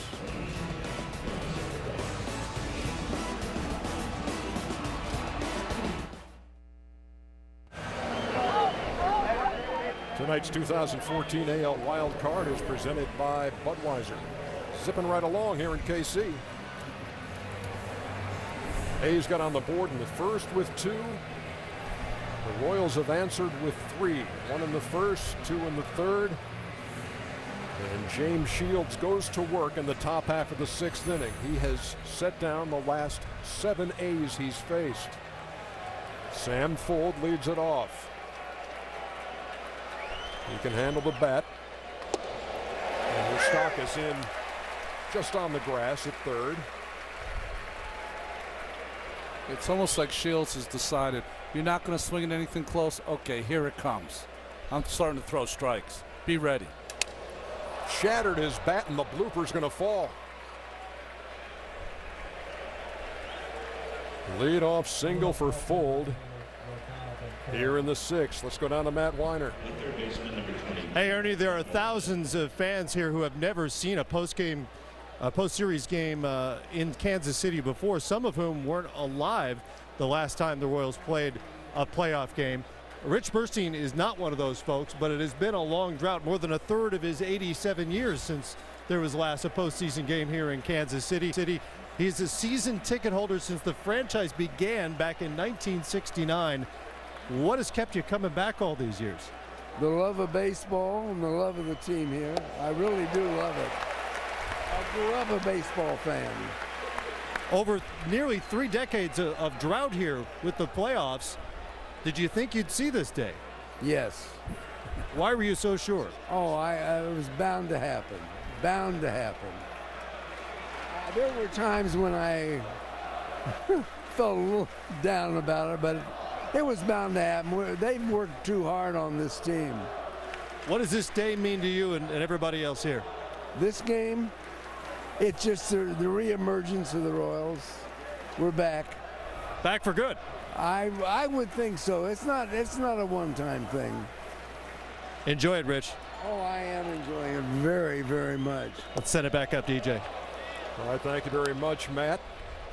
Big spot in this game in the top half of the 6th inning. Leadoff hitter gets on for Oakland, and Josh Donaldson. 29 home runs, 98 runs batted in. But one of Bob Melvin's hunches has paid off. 2 hits for Sam Fuld now.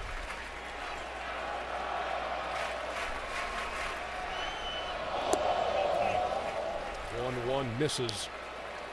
2 balls and 1 strike. Well, this is the biggest pitch of the game. You're facing the best hitter that the Oakland Athletics have.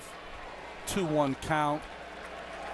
Guy with the best power on the team, other than Adam Dunn, who they acquired in late August. Going back with a cutter. I thought he'd go change up here.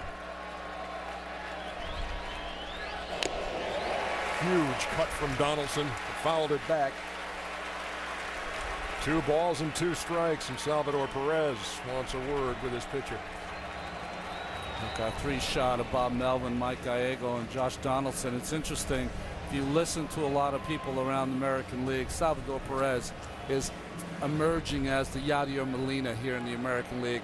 Not only the way he calls pitches, his durability, but also his way of controlling pitchers.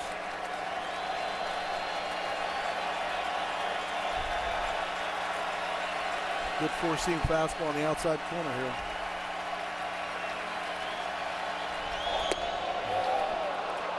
Full count.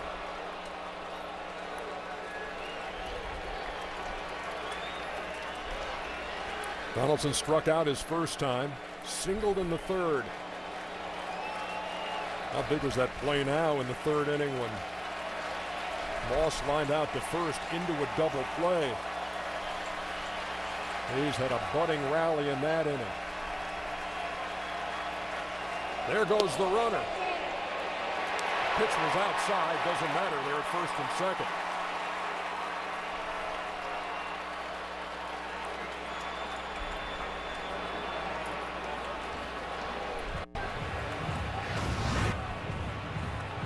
This last pitch was away. Sometimes the catcher will steal it from the umpire because they get up to make that throw to second. But good call by home plate umpire Bill Miller. Ned Yost is going to the bullpen. James Shields works into the 6th inning. The flame-throwing Yordano Ventura coming on.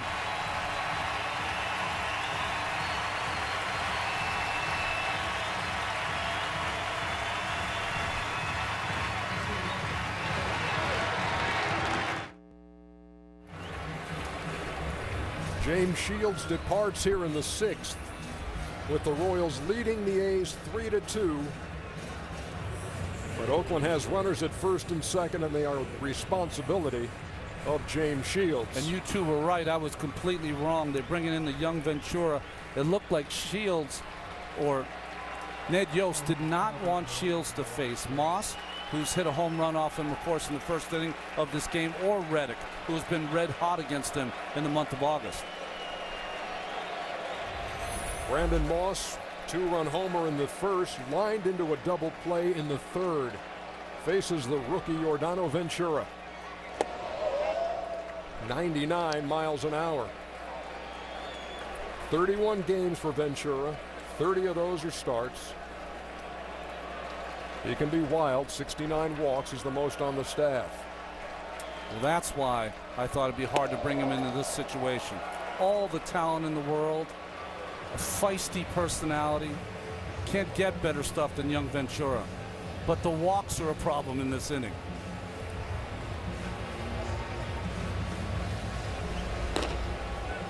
Kelvin Herrera, part of that shut 'em down triumvirate that includes Wade Davis, Greg Holland. But right now it's all on the shoulders of 23-year-old Ventura. In the air to center field and pretty well hit. Lorenzo Cain is back and has no chance. Brandon Moss has done it again. Straight away center field, 3-run shot, and the A's have the lead.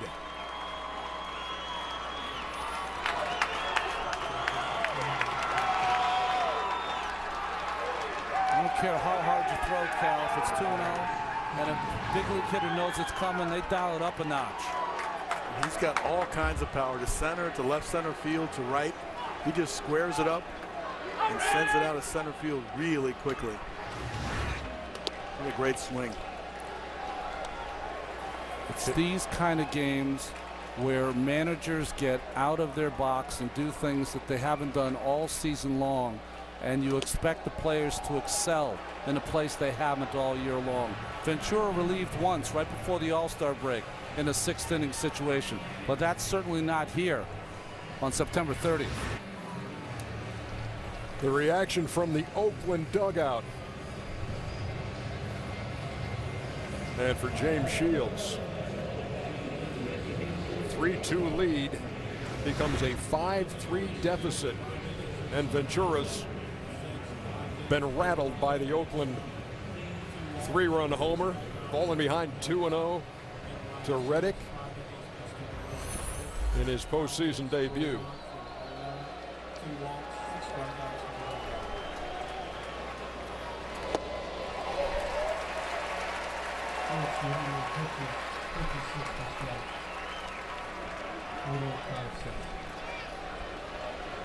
Brandon Moss has personally quieted this crowd twice.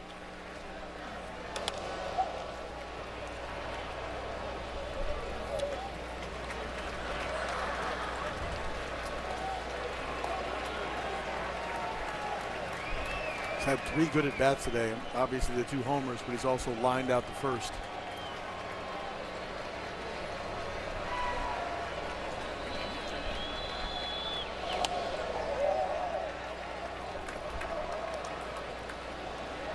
Well, Ron, you had counted it down in the innings leading up to this. Here's where Shields is. Here's where the Royals are. Need this many outs to get it to the shutdown guys in the 7th, 8th, and 9th. But the 6th has been a trouble spot. And Reddick singling. That's 3 hits and a walk here in the 6th, and a long ball by Brandon Moss. Dave Island is the Royals pitching coach. Jeff Samardzija, he's having a nice smile now, seeing that home run by Moss and what part he'll play for the Athletics, one of their 4 great starters, along with Sonny Gray and Scott Kazmir. Shields almost beside himself. Ventura had only allowed 1 home run in his last 10 starts, and that came in the season finale against the White Sox. Marcus Semien took him deep. And then this by Brandon Moss. 2 home runs, 5 runs batted in here in the wild card game.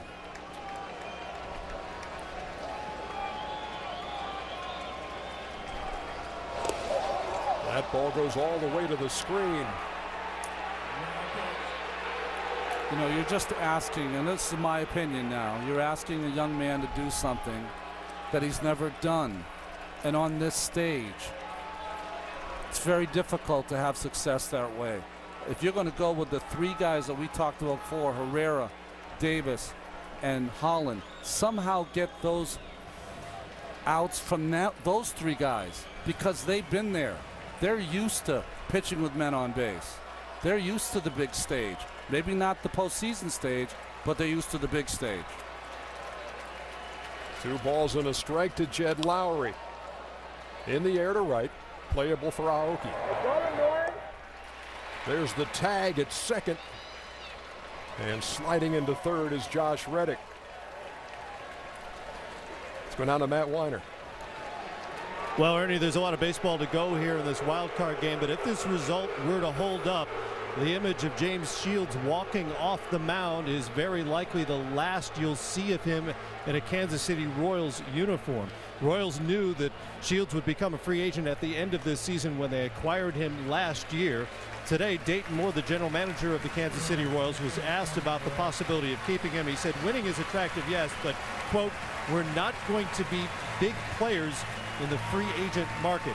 In other words, there are likely to be much bigger offers awaiting Shields when the season ends. All right, thank you very much, Matt.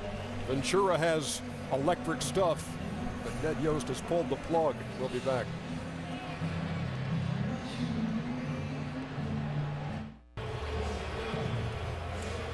Top half of the 6th inning continuing here in Kansas City, and been a pivotal inning for the Oakland A's.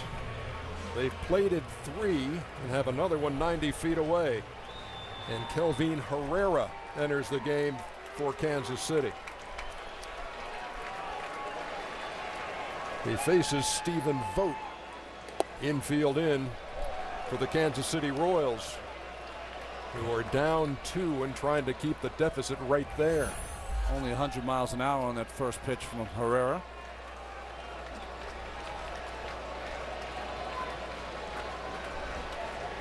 Vogt has walked and been called out on strikes.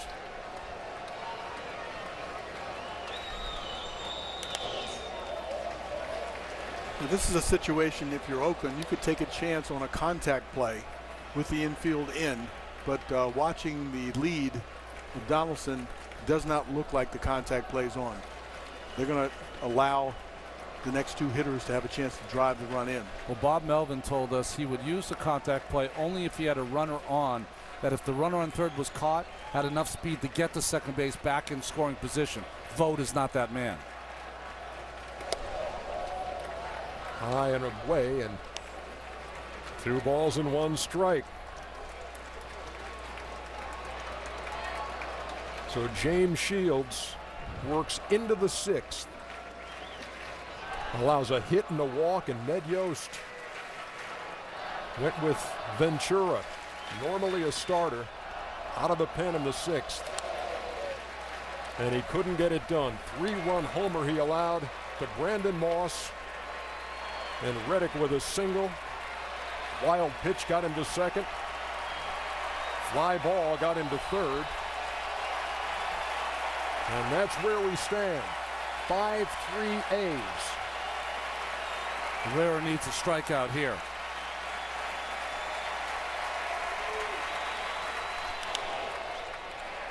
Popped up over there behind third, and it's going to drift out of play. Now that's one of those, Cal, if you're an infielder, do you catch it? I mean, 1 out, your back's to the play as Moustakas was, and you're not even sure if should you make that play because Reddick would have tagged up, sorry. Should tag up on all foul balls, period.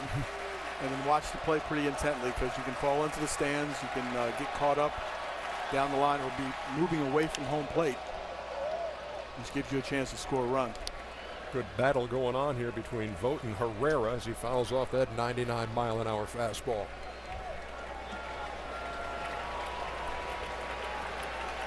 Vogt's the guy who came up with Tampa Bay, and when he was called up, went 0 for 25 with the Rays.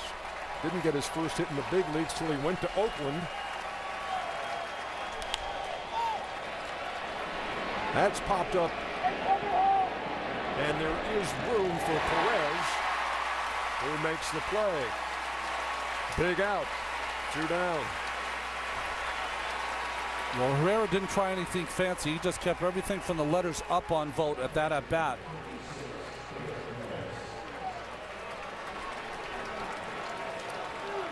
It's a big out right there. They have to keep it within 2 runs right here. Been a long half inning here with Oakland batting, and John Lester staying loose in the A's dugout.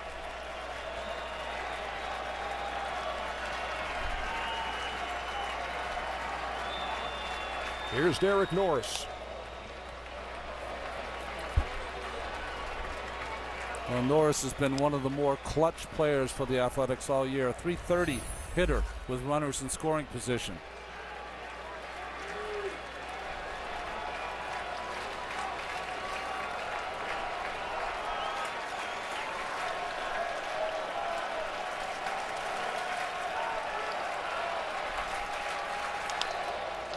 Grounded up the middle and through, and another run for the Oakland A's. Driven in by Derek Norris. Big 2-out hit, scoring Josh Reddick, and now it is 6-3. What a huge at-bat, Cal. Went up there, likes to swing at the fastball, has a nice short, quick swing. Hits it right into the ground, right up the middle. A 4-run 6th inning has Oakland on top 6-3.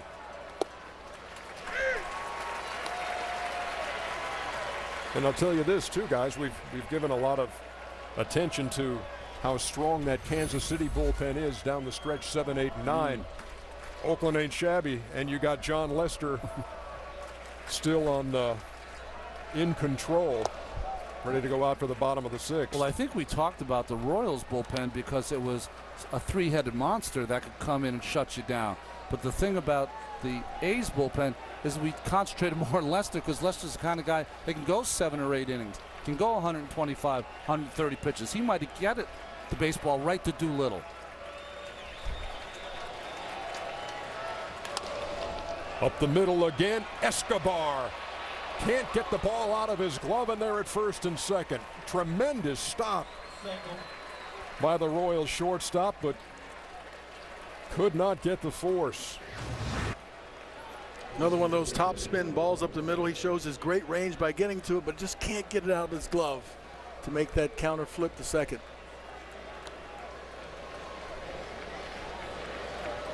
And they knew once the first time he couldn't get his hand on the baseball correctly, he knew he was not going to have a play.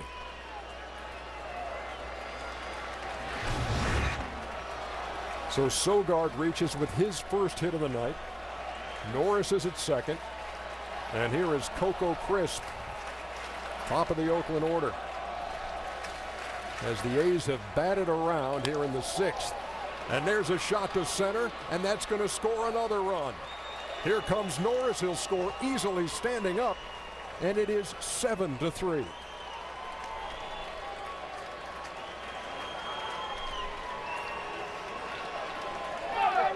Oakland Athletics fans have been waiting 2 months to see this ball club. This is the ball club that they saw early in the year, the first half, when they would just bunch hit after hit after hit. They were considered one of the top offenses for the first half, which got them out there to their best record. They just keep coming at you, and they can hit the fastball.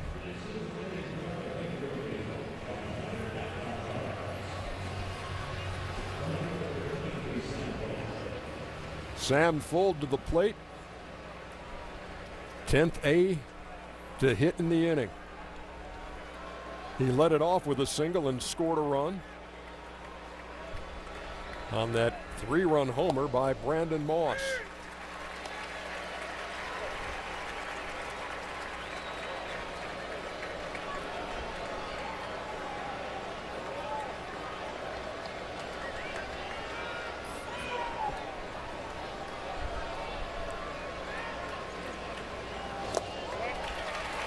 Oh, 2 to the A's left fielder. Just a 90-mile-an-hour changeup there from Kelvin Herrera.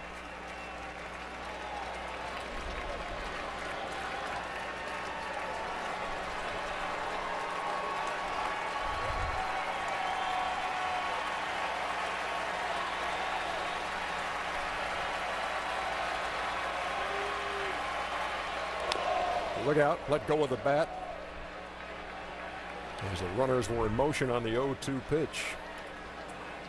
Well, Bob Melvin and the Oakland Athletics playing a little Kansas City Royals baseball. Sometimes lost in this inning with the big home run by Moss is that when Sam Fuld, after he had the hit, he was running on that 3-2 pitch to Donaldson that was called the ball outside of the zone. If it had been called a strike, he would have been thrown out on second. This inning would have been over. That was a risk. I thought that was a risk at the time. Bullet foul, pass first. Shields could either throw the changeup or a fastball, could get to a strikeout count, and then you run yourself out of an inning. But that's the way Oakland A's plays aggressive baseball. They'll take the stolen base when it's there. They'll put their guys in position, and they have the confidence that if it's not a strike, they'll take the walk. That's Chip Hale to Bob Melvin's left, his right-hand man. Another 0-2 to Fuld. And Herrera blows him away. But here in the 6th inning, Brandon Moss struck again. And he went to straight away center. The A's 7-3.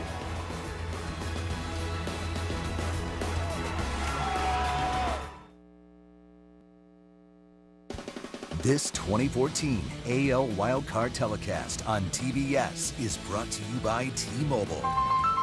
And if you call yourself a sports fan, you gotta get DirecTV. Call 1-800-DirecTV. John Lester now working with a 4-run lead, 7-3. Goes to work here in the bottom half of the 6th in Kansas City.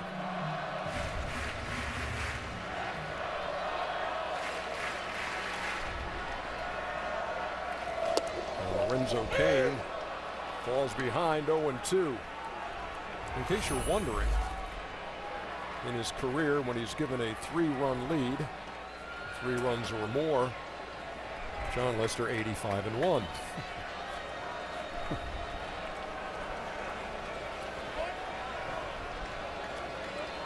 That number provided to us by our ace statistician Hal Galima. The best in the business. You know what the 7 runs does is you can't really slug your way back in. They don't have the home run power. They still have to somehow manufacture runs, but they can't take a bunch of chances either now. They got to pick away though, if they can. A run here, a run there, maybe get to the bullpen, but it's going to be tough off Lester.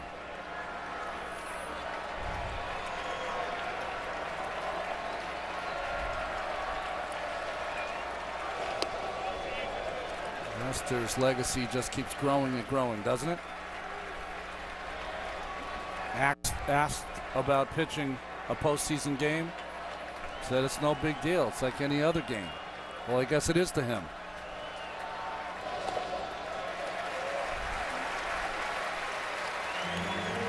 Was reading what he had to say going into this game, and it speaks volumes to the focus that you need in postseason baseball, because he wasn't looking big picture. If I can get through this part, he says, I want to win this pitch. I want to win this inning.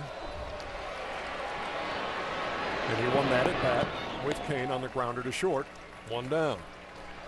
It was pitch to pitch, hitter to hitter, inning to inning. It is golf's most exclusive event, the 2014 PGA Grand Slam of Golf. It all starts Tuesday, October 14th at 4 o'clock Eastern and Pacific on TNT. Ron Darling, who shot a 74 the other day. But they can only have 4 there. It's the major champions. Well, that's a 9-hole record, isn't it, Ernie? Ba-dum-bum. Here's Eric Hosmer.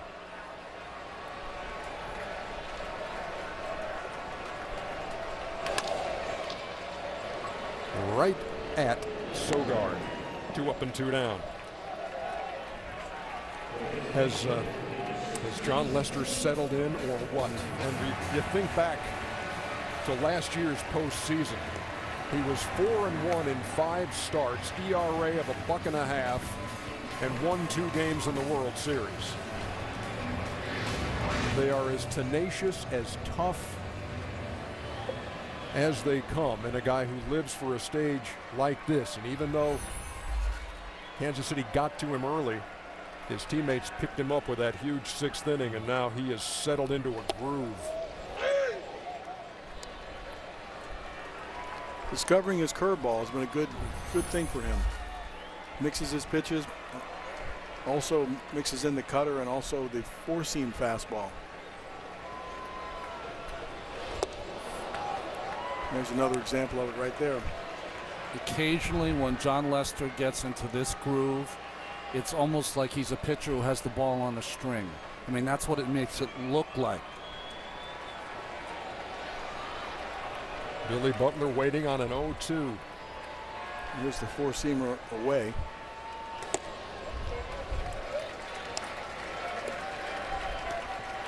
You know, he's up there. A lot of players around baseball will tell you he's got the presence of a Felix Hernandez, Kershaw, all of those guys. Big game pitchers. Strikes out Butler and has set down the last 10 Royals he's faced. 6 innings in the books, and the A's 9 outs away.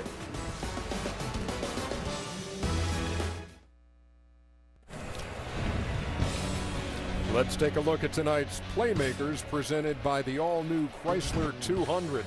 No question. Brandon Moss hit a couple of balls about 1.5 miles. 2 home runs, 5 runs batted in on the night. He will come to the plate second in this inning, and Josh Donaldson takes a strike from Kelvin Herrera.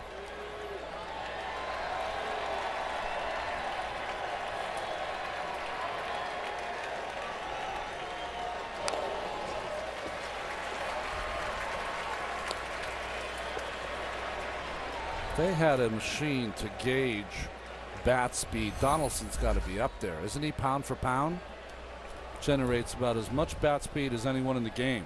He turns it loose. He doesn't get cheated. Because the guy's playing on a bad knee. Yesterday's workout for the team, they trying to find out where he was. He'll be in the trainer's room most of the day, today and tomorrow, to get ready for the night.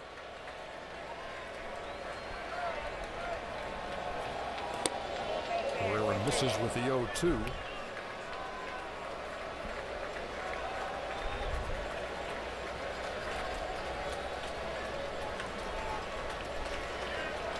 The Oakland A's, who was touch and go down the stretch at one point in August. They're 28 games over 500. And then things started unraveling, where the month of September became very interesting. They went from 6 games up on the Los Angeles Angels to 12 games down at some point. Trying to stay in the groove. I got a Nick Punto yesterday at the A's workout, and he said, you know what? It's really 2 words: new season. And that's the mindset you have to have. It doesn't matter how you got there. You're there. And now everybody starts fresh. Well, he would know every time we come to the postseason, Nick Punto's in it. He might be with another team, but he's in it. He was with the Dodgers last year. Cardinals a couple years ago. Twins before that. 2-2. Herrera strikes him out to begin the 7th. And if Kansas City fan. Here comes public enemy number one.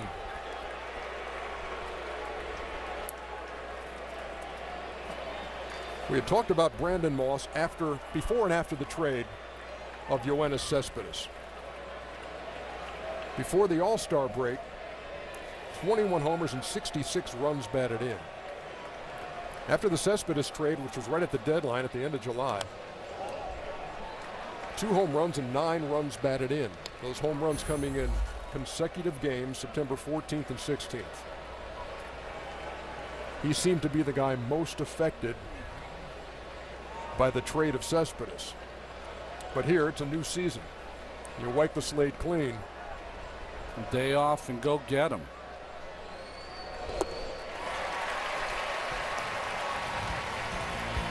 He changes the whole equation for the Oakland Athletics if he's hitting the way he did in the first half. Public enemy number one. He won't be able to stay on the Missouri side of the Missouri now. He'll have to stay on the Kansas side when they come into play. First A's player with 5 runs batted in a postseason game. They got him there.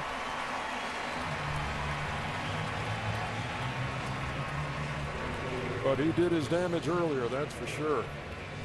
2 outs here in the 7th. You know what makes you feel old too, guys? Brandon Moss, used to watch Brandon Moss play Little League ball in Loganville, Georgia. When my son's team would play his son's team, and luckily he never hit a ball that hard off my kid. Well, he's hit almost 900 feet of home runs in this game. Josh Reddick and Brandon Moss, another contingent on this Oakland team from Boston, both signed by the same scout, Rob English.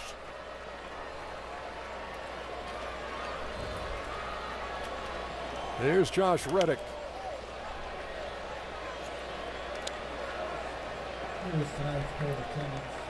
Reddick, Moss, Lowry, Lester, on and on for the Athletics Red Sox connection. Coco, of course.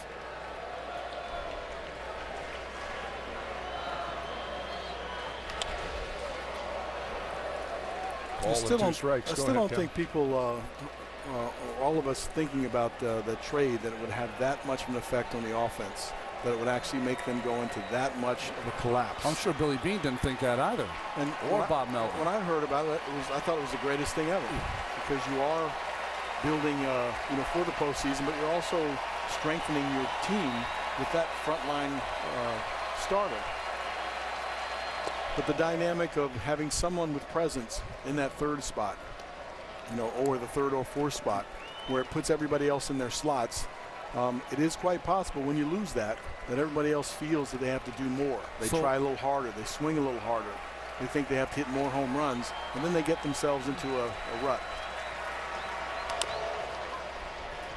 Bounced up the middle and off the glove of Omar Infante, and Reddick is on with a 2-out single. So in a strange way, Cal, maybe that trade you're talking about made the Oakland Athletics a little weaker over the 162 game schedule, which they proved over the last 2 months, but have made them dynamite if they can get through here and on to the Angels. Well, I think that's probably the logic, is that how do we give ourselves a better chance to go further in the playoffs? And there are types of pitchers that you want to ride when you get to the playoffs, ones that can take it into their own hands and continue to pitch under the pressure. And Lester is the marquee player for that. Jed Lowry checked his swing. It's 1-0. John Lester, Johnny Gomes coming to the A's. And Cespedes is the only kind of player that the Red Sox are going to take to give up a guy like Lester and a postseason hero from last year, Johnny Gomes. But you have Sonny Gray, who pitched the last game of the year this year, throws a 9-inning shutout. You got Jeff Samardzija, who he got from the Cubs, who's a number 1A kind of pitcher, but doesn't have postseason experience. So it's going to be interesting to see how he adapts. This man has adapted nicely his entire career.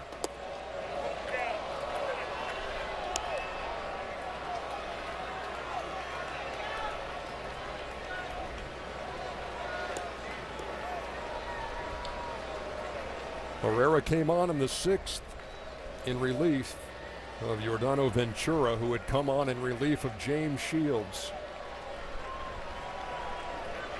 And the game imploded. Moustakas made the stop and threw out Lowry.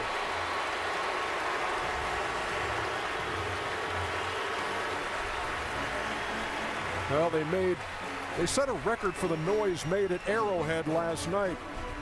It's going to take a real uprising here at the K tonight.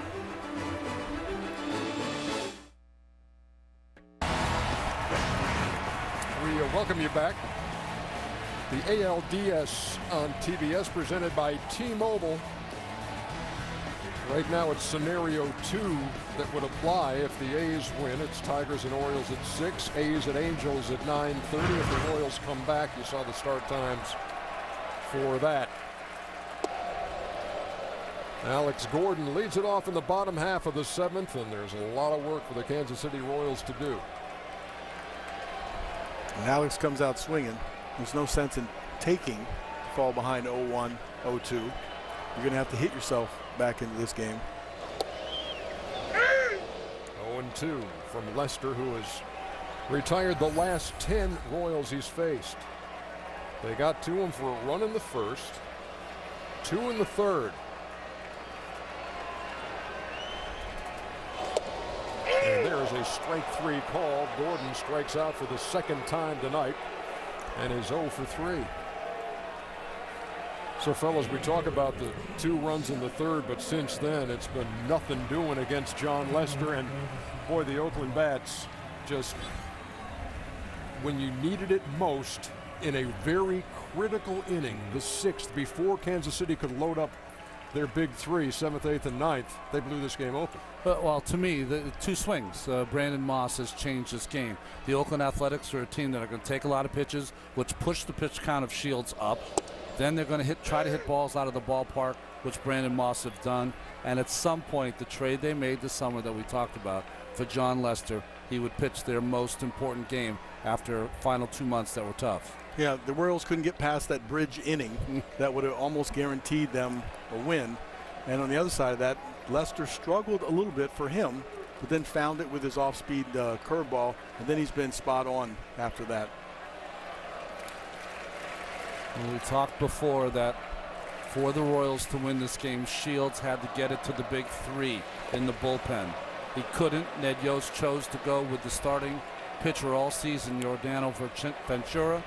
And you could see when Ventura came in that, you know, like most young pitchers, you want to come in and throw 1,000.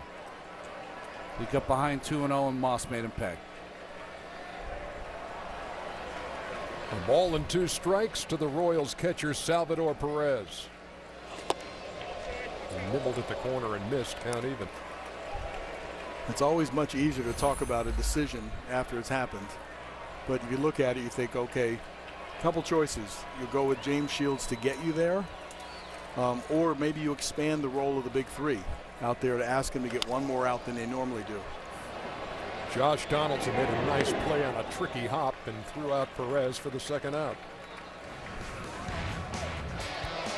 Well, Lester early on did not have his good stuff. I think he was trying to get a lot of the hitters to chase bad pitches, but after that he found his breaking ball, and things have completely changed. I don't know if it's because Soto got hurt and Derek Norris had to come in, his almost like personal catcher, that changed Lester around. I'm sure it's John who did most of it, but it doesn't hurt to have a guy who's caught you all year and understands what you're about. Omar Infante shortened up as if to bunt, and Donaldson on the dead run was playing well back. Hey, you look at this stretch, Ronnie, where Lester has retired 12 in a row. Got 4 of those by strikeouts. Lots of ground balls. Had a soft liner to 3rd. And really nothing hard hit. Well, you had 2 different kind of personality of pitchers coming in. A big game James Shields, who talked about being an adrenaline junkie, loving to be in certain moments, loving to try to aspire to those great moments. And John Lester, who said just about nothing and said, I'm just going to concentrate on every pitch concentrate on every inning, and just try to get the most outs I can. A bushel of outs behind the mound. Fill that basket. He's doing it pretty well so far.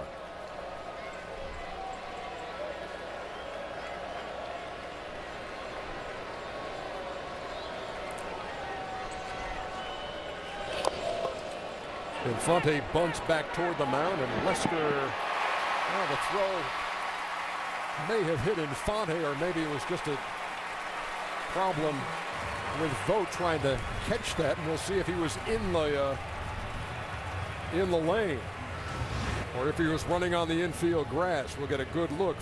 Usually when a hitter bunts here, Cal, he'll be on the grass for the most part, but you see Infante at the very end seems to get as close as you can to that runner's lane. And yeah, he's all right for sure on that. I mean, when you do lead an angle from the right-hander's batter's box, you do have to get in that lane, and in that lane is on the line.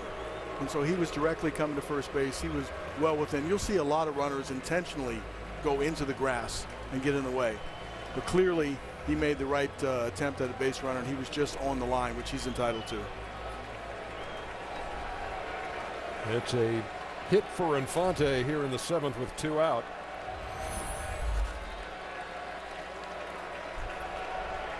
And here's Moustakas. The Royals said that the bunt was going to be a big play for them in this ball game. First one comes in the 7th. Well, early on, they had the luxury of playing for 1 or maybe 2 runs. Now they find themselves down 4. Moustakas to left. And Full puts it away. And that'll do it for Kansas City in the 7th. They get a runner on, can't move him. And Oakland leads at 7-3.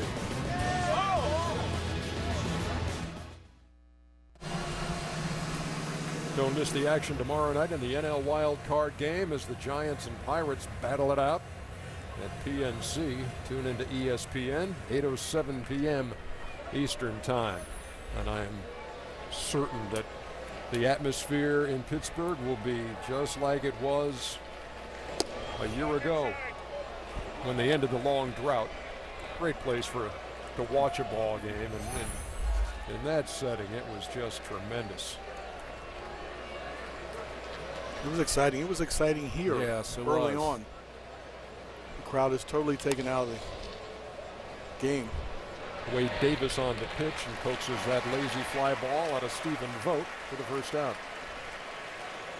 These are not the circumstances that Ned Yost wanted to see Pelvian Herrera and Wade Davis working under. What was interesting to see Wade Davis's numbers. Had one of the best seasons. George Brett told Matt Weiner earlier, and Nathan and guys had in the history of the game. Just crazy numbers, 5-1 on strikeouts to walks. But right now, that decision to go out and take Shields out, it's almost like he almost asked Shields if he was all right, but the right arm came up quick for Ventura. Here's Derek Norris. When you look at some of the deals the Royals have made, I mean, hand it to Dayton Moore. He's made some good deals. You swing that, and people looked at the Will Myers deal and said, boy, how can you give up this guy? Look at the potential he has. You get James Shields back. You get Wade Davis back. That'll be easy for Escobar. You make a deal and get Escobar and Kane when you trade Zach Greinke. So a lot of the guys you've seen who have put this team into the postseason were some pretty shrewd deals with some big names involved. And this team's on the map for a while, even with James Shields might not come back because of impending free agency. You've got a kid Maria, you've got Finnegan, who's on the roster here, who's going to be someone that's going to pitch and start for this Royals ball club. Danny Duffy, who had a nice year. They're here to stay. Good young ball club, good defense, tons of speed. Yeah, you build from within, and they've done it the right way. And if they all come together, then you have something to build around. And so when you lose a piece now and then, you can replace that piece. No balls and a strike to Eric Sogard, the Oakland second baseman.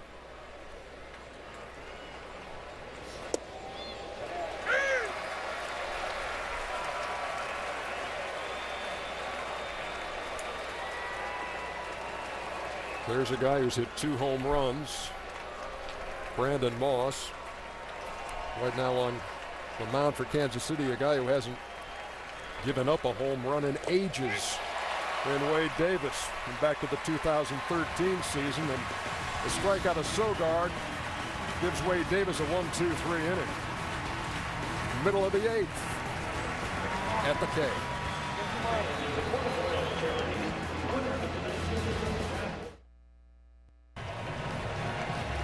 Play postseason showdown throughout October. Simply pick the winners of head-to-head player matchups between, say, Detroit and Baltimore for your chance to win a pair of 2015 season tickets for your favorite team. Good deal. Go to MLB.com/showdown to play right now. Bottom half of the 8th inning. Top of the Kansas City order. And a tough task in front of them. They're down 7-3 to John Lester.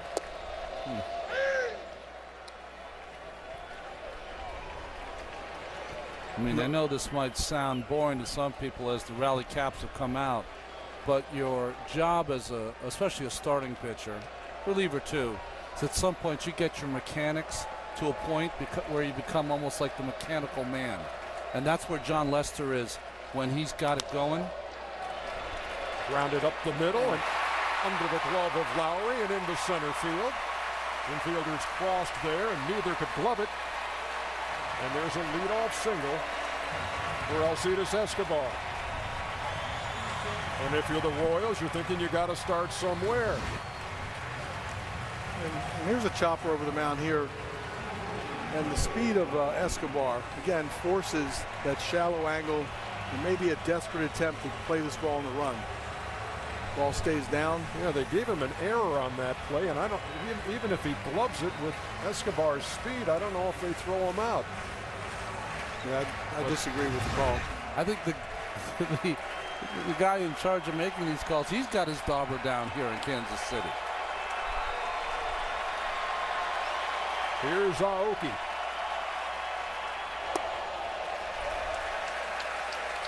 You know, as I watch Lester, you can't help but remind me of Andy Pettitte. Andy Pettitte establishes his cutter inside, but also had a good fastball that he would use, and also mix in his breaking ball, which I always thought made him much more effective. Almost the same kind of mentality on the mound also. Aoki had a good cut, followed it straight back. Both those two guys are rocks on the mound. They don't get flustered. When they don't have it, they find it.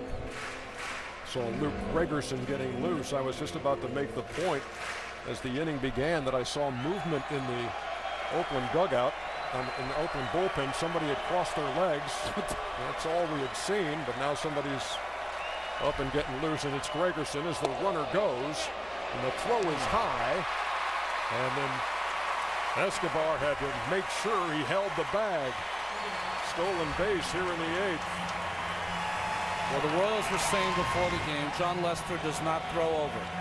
So with a 4-run lead, probably can even have a better chance at guessing that he's not coming over. Again, another runner past the base and having to reach back.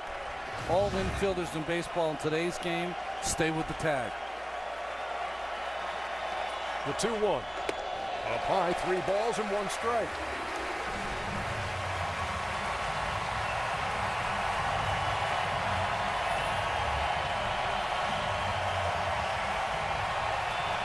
And the Royals' plan all along was to take him out of his tempo by creating havoc on the base pass. Even down 7-3. I'm still employing that strategy. To second.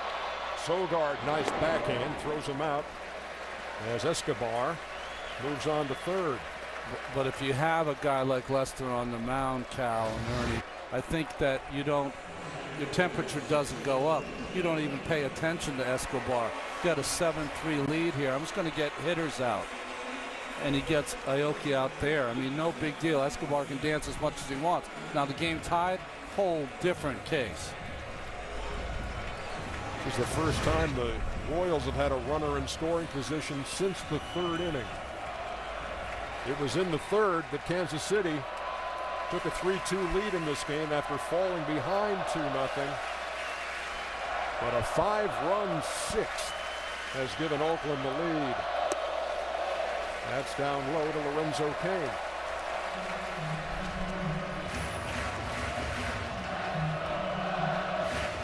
Pitch count is excellent for being in the 8th innings for John Lester. First inning, a tough inning of 23. After that, more Lester-like. Lester has made 32 starts between Boston and Oakland. And there's a base hit up the middle that'll score a run. And it's 7-4.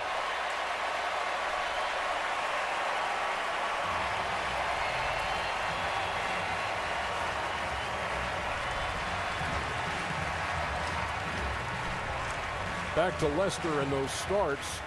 32 between the two teams combined, and in 27 of those, he's thrown at least 100 pitches. So right here, just a simple fastball away. He stays true up the big part of the field. Proved he could hit that cutter down the third baseline earlier in the game. Lester makes the adjustment, so does he. He's gotten 3 balls hit on the ground. 2 have been hits here from the Royals. Here's Eric Hosmer, who has a home run in his career off of Lester. So he runs into one here. We got ourselves an interesting bottom half of the 8th inning. Escobar, who stole the base, was 11 for 11 from the 7th inning on. Cain the same, 16 of 18 from the 7th inning on, stealing a base.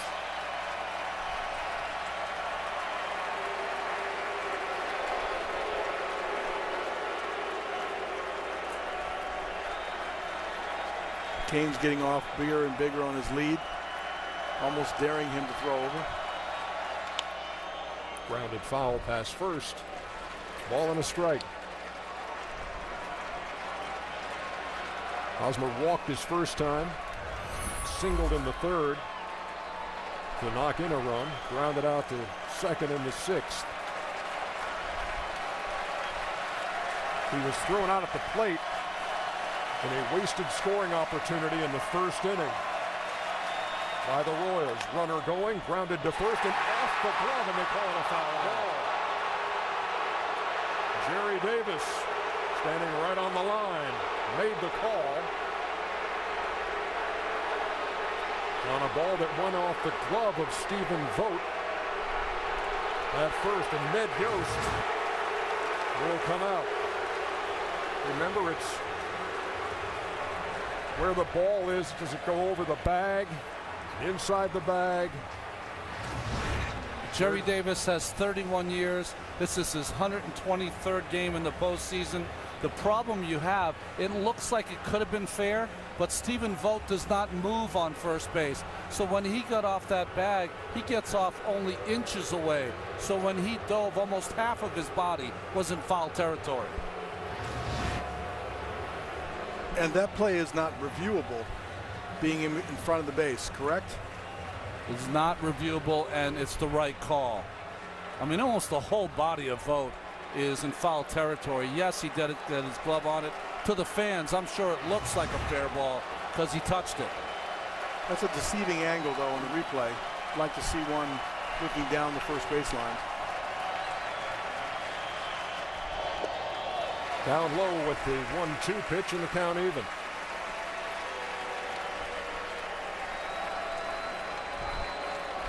There's a lot of hope and wishful thinking on that ball.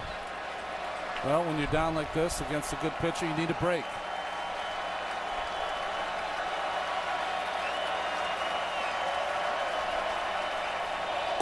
Runner going, the throw, and he's in there. Lorenzo Cain steals the base, and the count full to Eric Hosmer.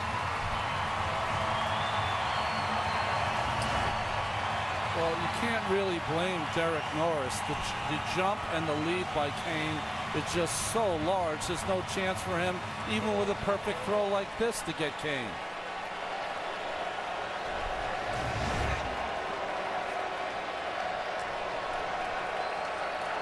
You have to watch Kane at second base now that they've closed the gap a little. They steal third base in bunches to the Kansas City Royals. Being on third with one out is a whole different at-bat for Hosmer. Down 7-3 when the inning started. They have played aggressive ball here in the 8th. And Hosmer just does stay alive.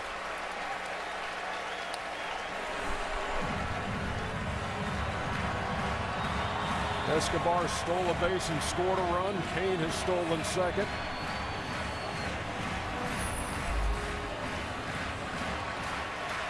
Those are 29 steals of third, which led the majors. This Royals team, part of their DNA has been their toughness and resiliency.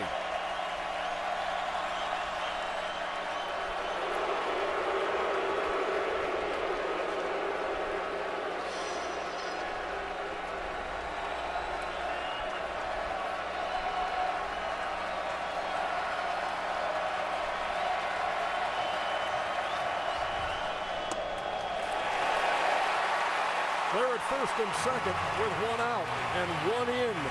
And Billy Butler coming to the plate. And the big guy will represent the tying run. Doesn't look like John Lester will have a chance to pitch to it.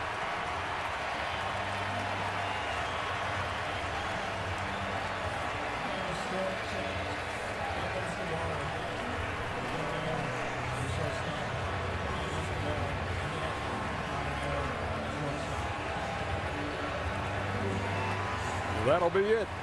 7 1/3. He leaves with the lead. And he leaves with the Royals trying to rally.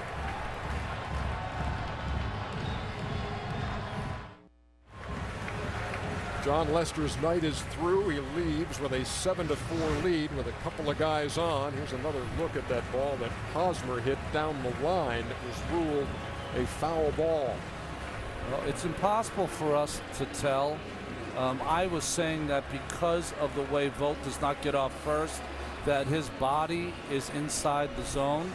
But remember, the first base umpire, it's usually the call of the home plate umpire before first.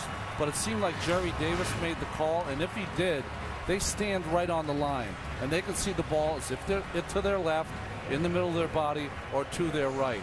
And again, to the point, when you get into a situation like that, you're looking at the ball in relation to the bag. You're not looking at the fielder still being in, well, he's still in fair territory, and he touched the ball. If it was foul, as Jerry Davis saw, and that's the call he made. Another fine season for Luke Gregerson, their right-handed reliever. You'll see mostly cutters and sliders. 6 home runs he's given up this season in those 72-plus innings of work. Well, the tying run is at the plate in the person of Billy Butler.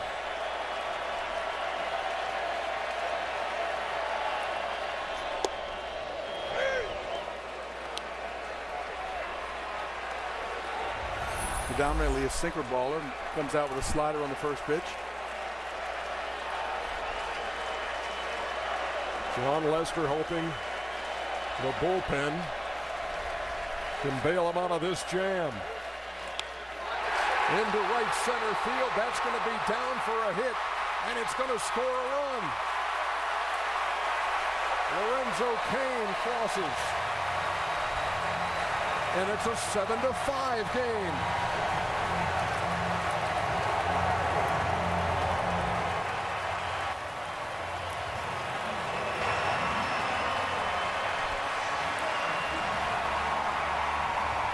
Billy Butler's knocked in a couple of runs tonight. Well, nice hitting. Off Gregerson, you're going to see mostly cutters and sliders. If you're a right-handed hitter, how do you defeat that? Hit the ball to the right side. Beautiful hitting by Billy Butler. One of the fastest guys in baseball has been called on to pinch run.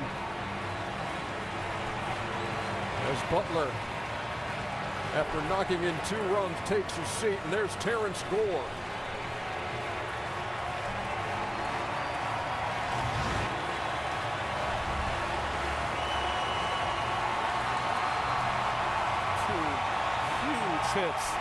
for Butler in this game. Terrence Gore has stolen 5 bases in 5 tries, and he's scored 5 runs since his September call-up.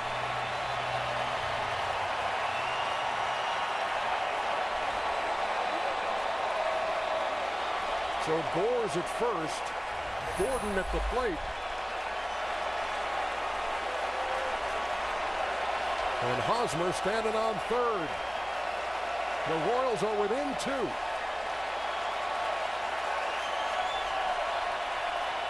Gore on the move. The throw. Late. Second and third.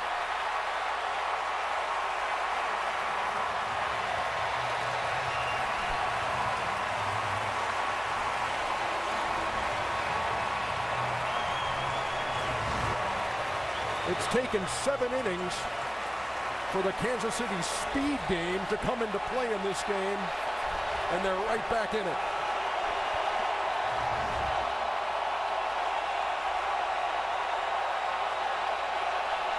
He didn't waste any time stealing that bag.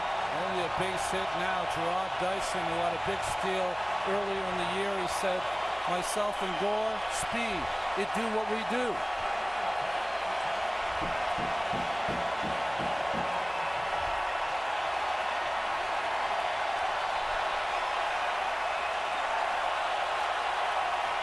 Gordon's the Royals' leader in RBIs, and there are 2 guys out there for him.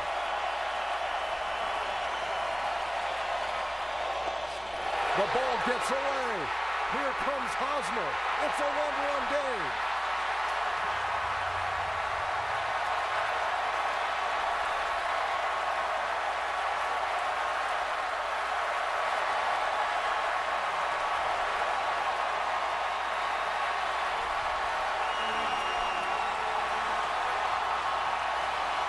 Almost impossible play for Derek Norris to make.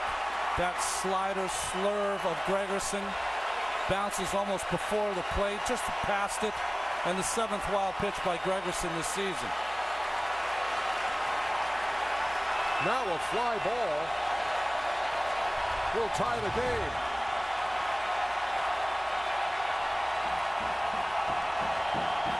Infield in. Swing and a miss.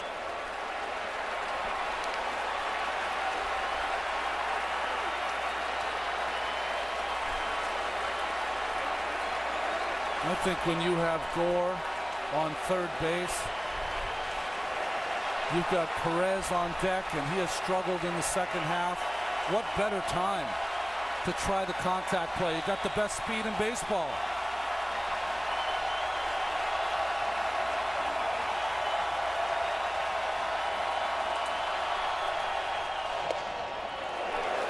Just missed outside.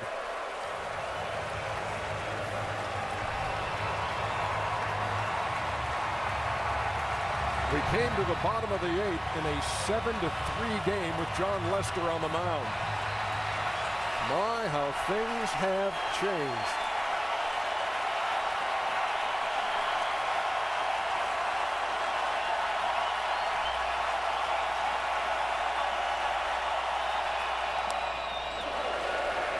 Now, Ronnie, the contact play is a risky play because if you're officially going on contact, if the guy hits a line drive at any one of the positions, you run yourself out of the inning. Normally you do that when you're up, or maybe you take a chance when you're in a tie game. Very rarely do you do that, even with this kind of speed with a guy on third base. You have 2 shots to drive him in right now. You do, and they have been so great with less than 2 outs, guy from third. They're second in baseball, or second American League behind Toronto, driving in the runner from third in less than 2 outs. But we're talking about a track and field man. This is the Oakland Athletics. We're talking about Herb Washington almost at third base. I'm not saying it's not a read play that he reads off of it, but a full-blown contact play has him moving in the direction on the swing almost. And the risk is that you could get doubled off and you don't have that other chance to drive in a run.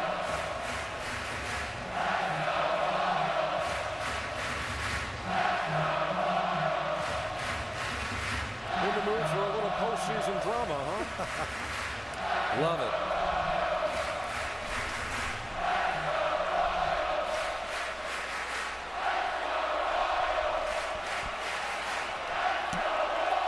If he reads a high chopper or full swing bunt, that's the kind of play that he can go on.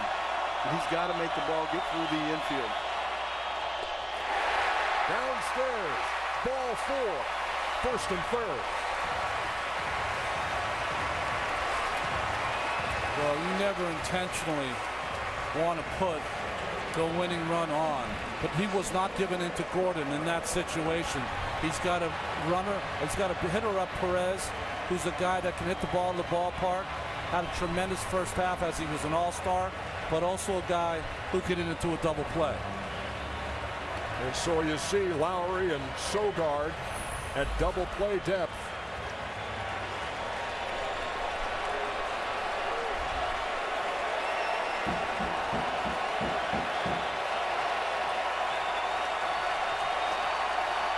Salvador Perez is 0 for 3.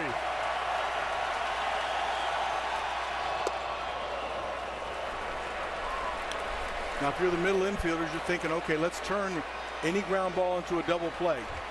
Not a whole lot of speed at home plate. If you're Josh Donaldson down at 3rd, I got to make a decision. Ball comes to me quickly, I still can get a double play, or do I need to take the out at home plate? Perez, 22 grounded into double plays this year.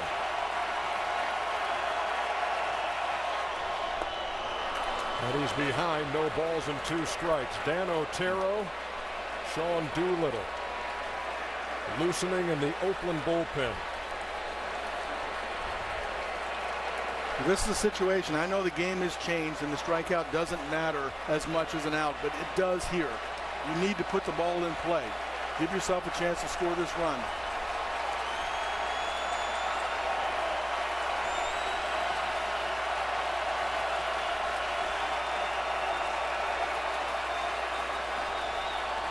Gordon going, strike 3, 2 out. Gordon steals second, standing up. But a chance with a fly ball of any depth there would have scored. Tear and score. Well, I think Cal described it right. I don't think Salvador Perez cut down in his swing at all. He had one swing. He wanted to try to hit the ball in the gap or out of the ballpark, and Gregerson was not going to give him anything to hit.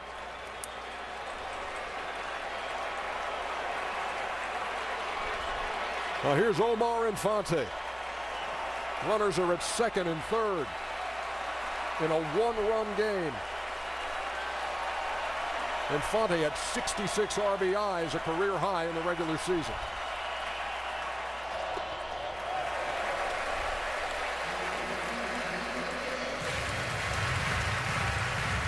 Four stolen bases by the Royals this inning to get back into it. Of the 3 outfielders, Sam Fold in left, Josh Reddick in right. Tremendous arms. Coco Crisp, accurate, but doesn't have the same arm as those 2 outfielders.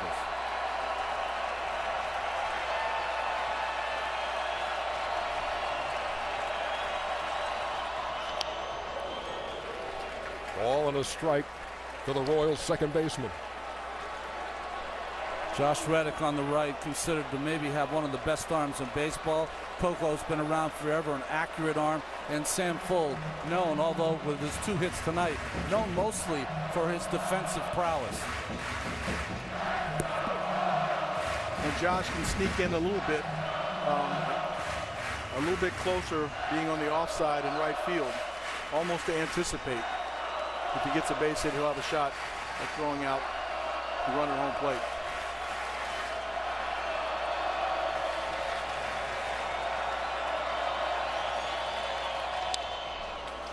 Followed back, and Gregerson ahead. Ball and 2 strikes. There's some pitchers that set up their pitches, move the ball in and up and down. Luke Gregerson does one thing, and he does it well. He throws you that pitch that looks like a fastball, and it cuts or slides on the outside parts of the right-handers. Yeah, based on the swing so far, you have to get another breaking ball here. And you have to hit the ball to up the middle or to the right side off Gregerson. Well, that should be your approach.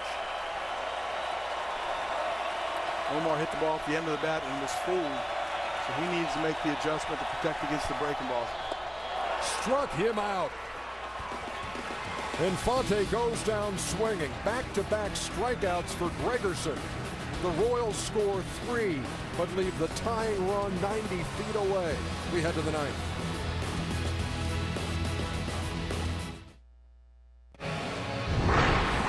Tonight's 2014 AL Wild Card is presented by Budweiser. Well, the 8th inning changed a lot in this game. 7-3 game became a 7-6 game as we move to the 9th, and Greg Holland on for the Royals, facing the top of the Oakland order. Coco Crisp ran up to bunt and missed it. 0-1. Holland's numbers unbelievable. I told you 40-plus saves 2 years in a row. Last person to do that was Dan Quisenberry in the early 80s. Right now, the Oakland A's, especially with Crisp and Fold, are going to try to play for a run. Saw that bunt by Crisp.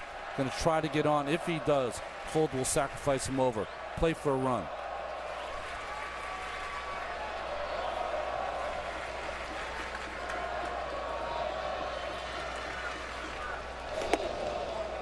Crisp singled and scored in the first. Also singled in the 6th. Knocked in a run as the A's scored 5 runs and erased a 3-2 deficit. Holland has that unusual style. When he gets in the stretch, he'll kind of take the ball out of the glove and show you, almost like a magician. See what I got in my hand, and then it disappears. Nothing up my sleeve. Presto.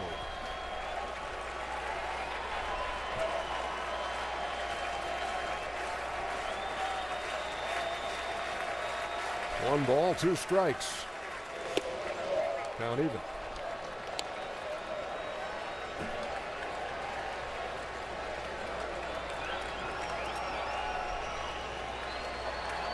Ned Yost's team, when they score 4 more runs this season, 69-14. This should be one of the games they're skating on. Not so far. Crisp goes down swinging to start the 9th. The NBA on TNT returns with an opening night doubleheader when the champions, the San Antonio Spurs, take on the Dallas Mavericks, followed by the Houston Rockets and the LA Lakers. It all begins Tuesday, October 28th, only on TNT. That'll be opening night of the NBA season. This is opening night of baseball's postseason, and we got ourselves a dandy here in the 9th.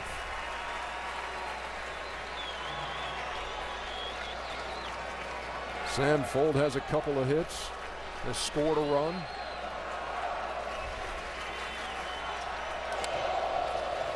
What has happened with this second wild card, it's done exactly what baseball's wanted it to do. It's made the division so paramount to winning.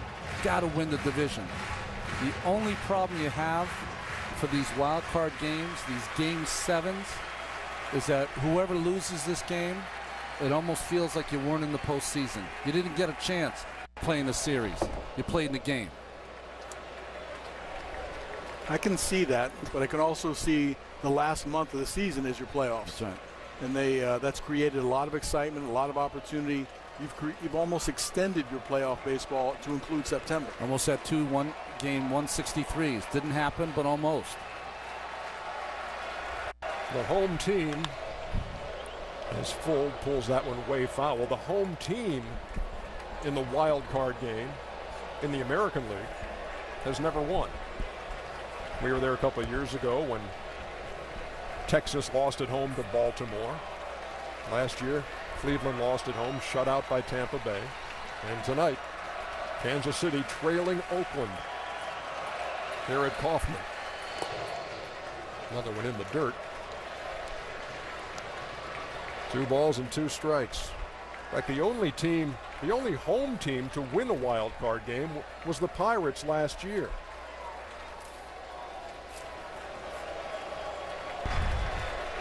The Pittsburgh fans will tell you just by chanting Cueto, they changed the outcome of that game.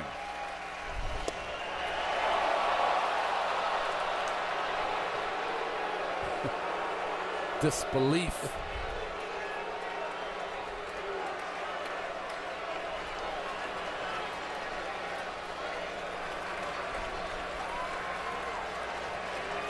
Holland to Fold, and he walked him. Sam Fold on for the third time tonight.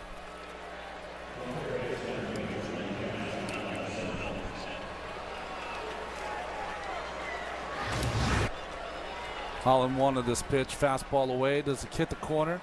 Pitch track says no.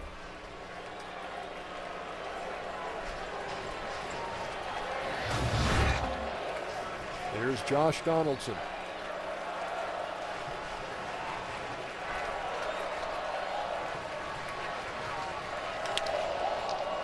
Well hit to left.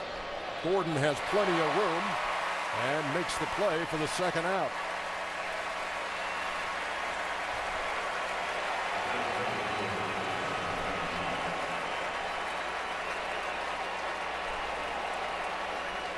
Well, here's the guy who's done most of the damage. Brandon Moss. 2-run homer in the first, 3-run homer in the sixth.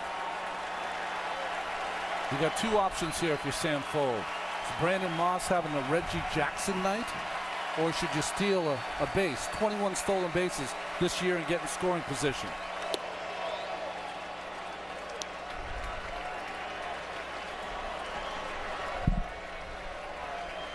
Well, Moss has been in scoring position in the batter's box tonight. I think I would go with hold your ground. Up and in and off the mid of Perez. And that puts an insurance run at second.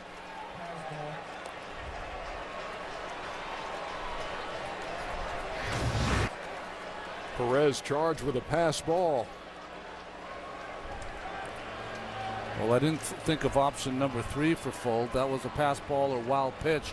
Holland had 9 of them this year, but that ball right out of the glove of Perez and gets Fold into scoring position. And that might effectively take the bat out of his hands right now. You can pitch careful with first base being open.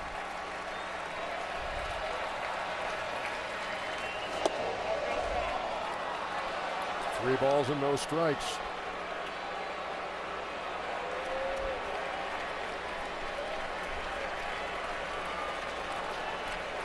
And they will go ahead and put him on, so runners at first and second.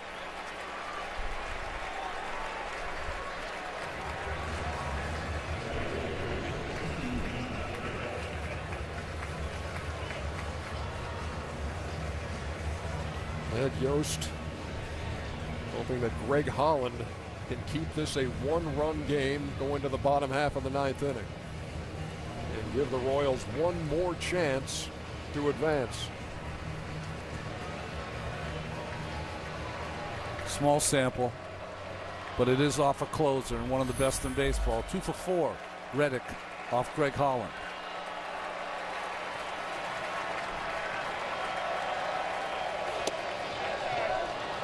Missed with the first one, 1-0. Sam Fold is at second. He walked with 1 out, advanced to second on a pass ball, and set up the intentional pass to Moss, who leads from first.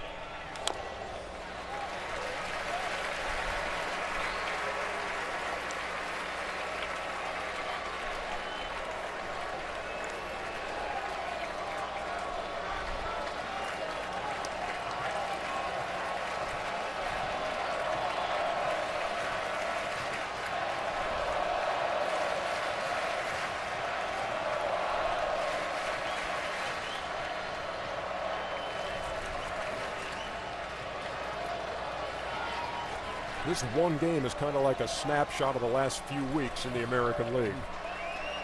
Who's going to get in? Who's going to get knocked out? It seems like so many are deserving, but not everyone can go.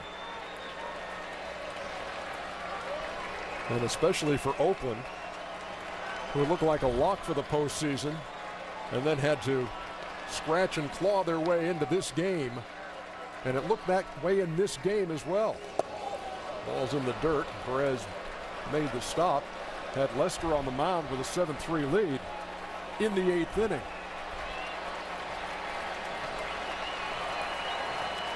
Well, if they hadn't given up those runs, if Moss had not had such a big day, that speed of the Kansas City Royals would have played a huge role in this game, even despite being behind a run. They're loaded.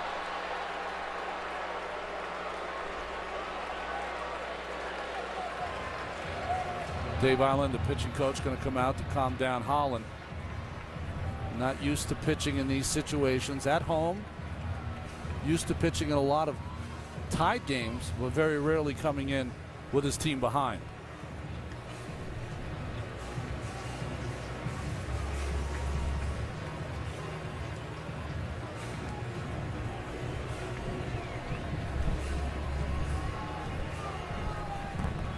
Jed Lowry is 0 for 4, but he stands in here in the ninth with the bases loaded and 2 out.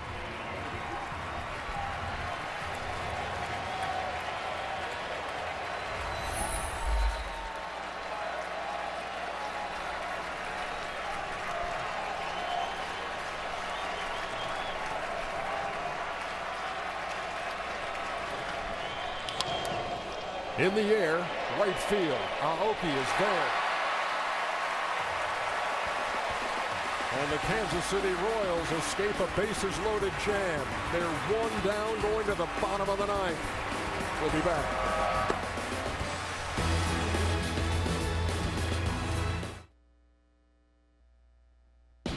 This 2014 AL Wildcard telecast on TBS is brought to you by Chevrolet. Find new roads. By Viagra. By T-Mobile. And by Budweiser, the official beer of Major League Baseball. Here's to Budweiser. Here's to baseball. Budweiser is the official beer of Major League Baseball and presenting sponsor of tonight's American League wildcard game. Great times are waiting. Grab some buds. Tonight's pivotal moment.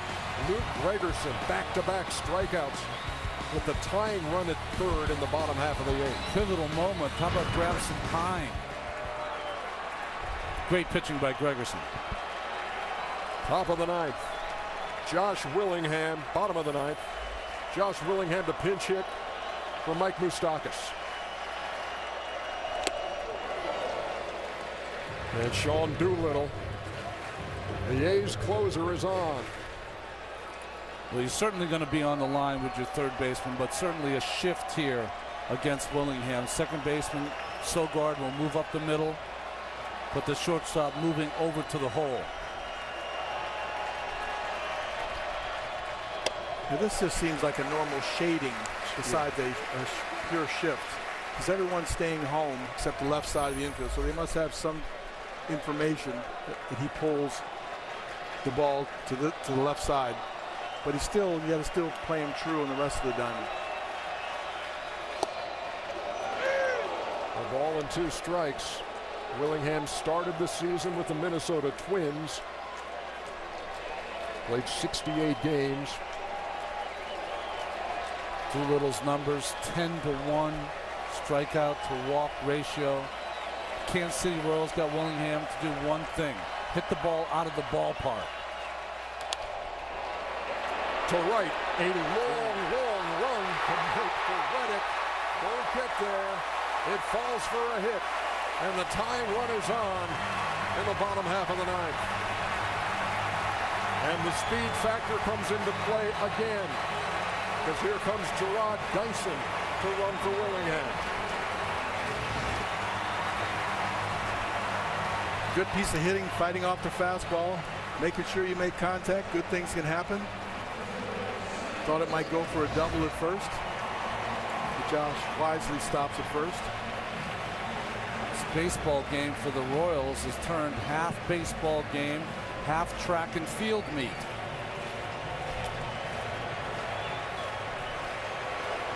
And we're about to watch the 90-foot dash. Doolittle throws over.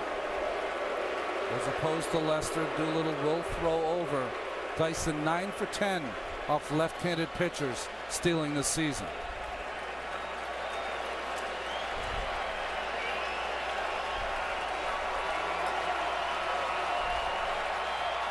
And Escobar shortened up to bunt and took a strike, 0-1. And Dyson also has stolen the toughest bases to steal. From the 7th inning on, he's got 22 stolen bases, which leads the major league. A lot of people can pile up stolen bases when they get them when they don't count. Dyson gets them when they count. 36 bags this year. The bunt by Escobar right back to the mound. Doolittle will go to first. And the tying run moves up 90 feet.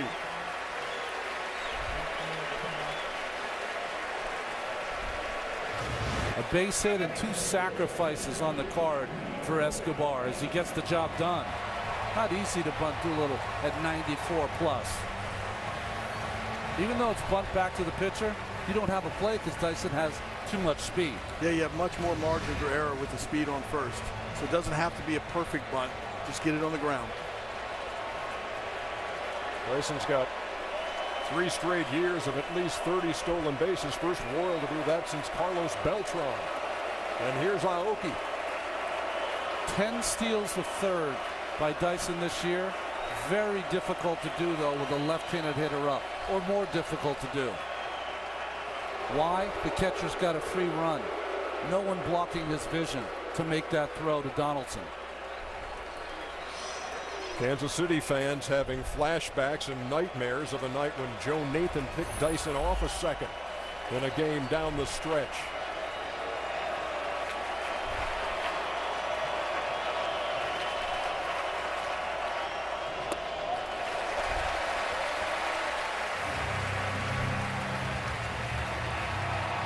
Mike Jorschley, third base coach of the Kansas City Royals.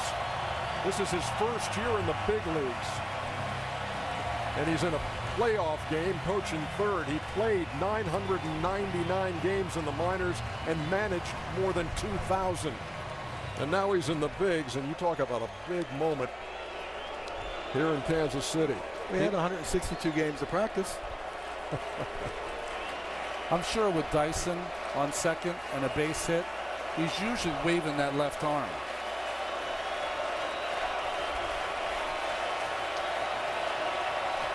Aoki waiting on a 1-0 from Doolittle. Upstairs, 2 balls and no strikes. We talked about disrupting the tempo of Lester. Right now, the closer likes to pick his leg up, especially a power arm, and throw that ball. He's varying his motion to home plate, which does affect your release point and your tempo.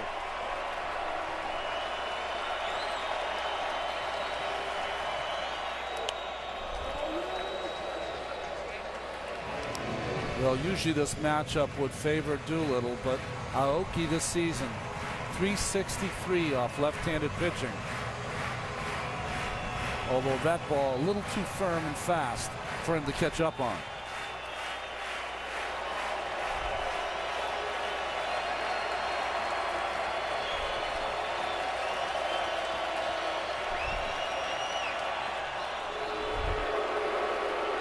The only issue you have here is that Sogard, the second baseman, has to keep the runner Dyson so close that there is a huge hole between Vogt and Sogard, between first and second. Any kind of dribbler is a base hit. There goes Dyson. Throw to third. He is safe. The tying run has moved up another 90 feet. Rev it up.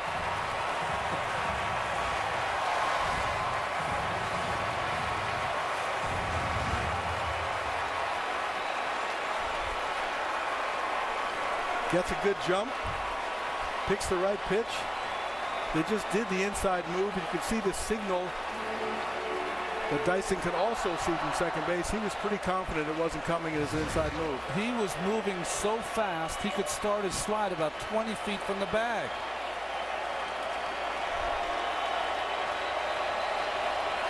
Now a fly ball ties the game.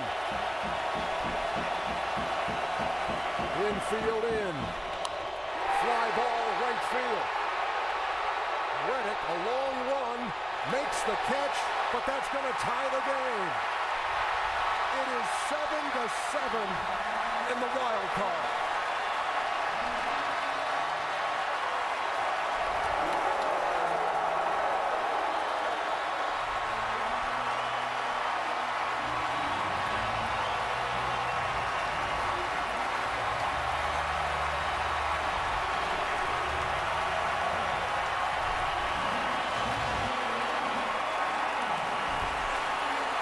6 stolen bases tonight. What a reaction from that bench. Great bat by Aoki. Dyson with the big steal. Who said stolen bases aren't a big part of today's game?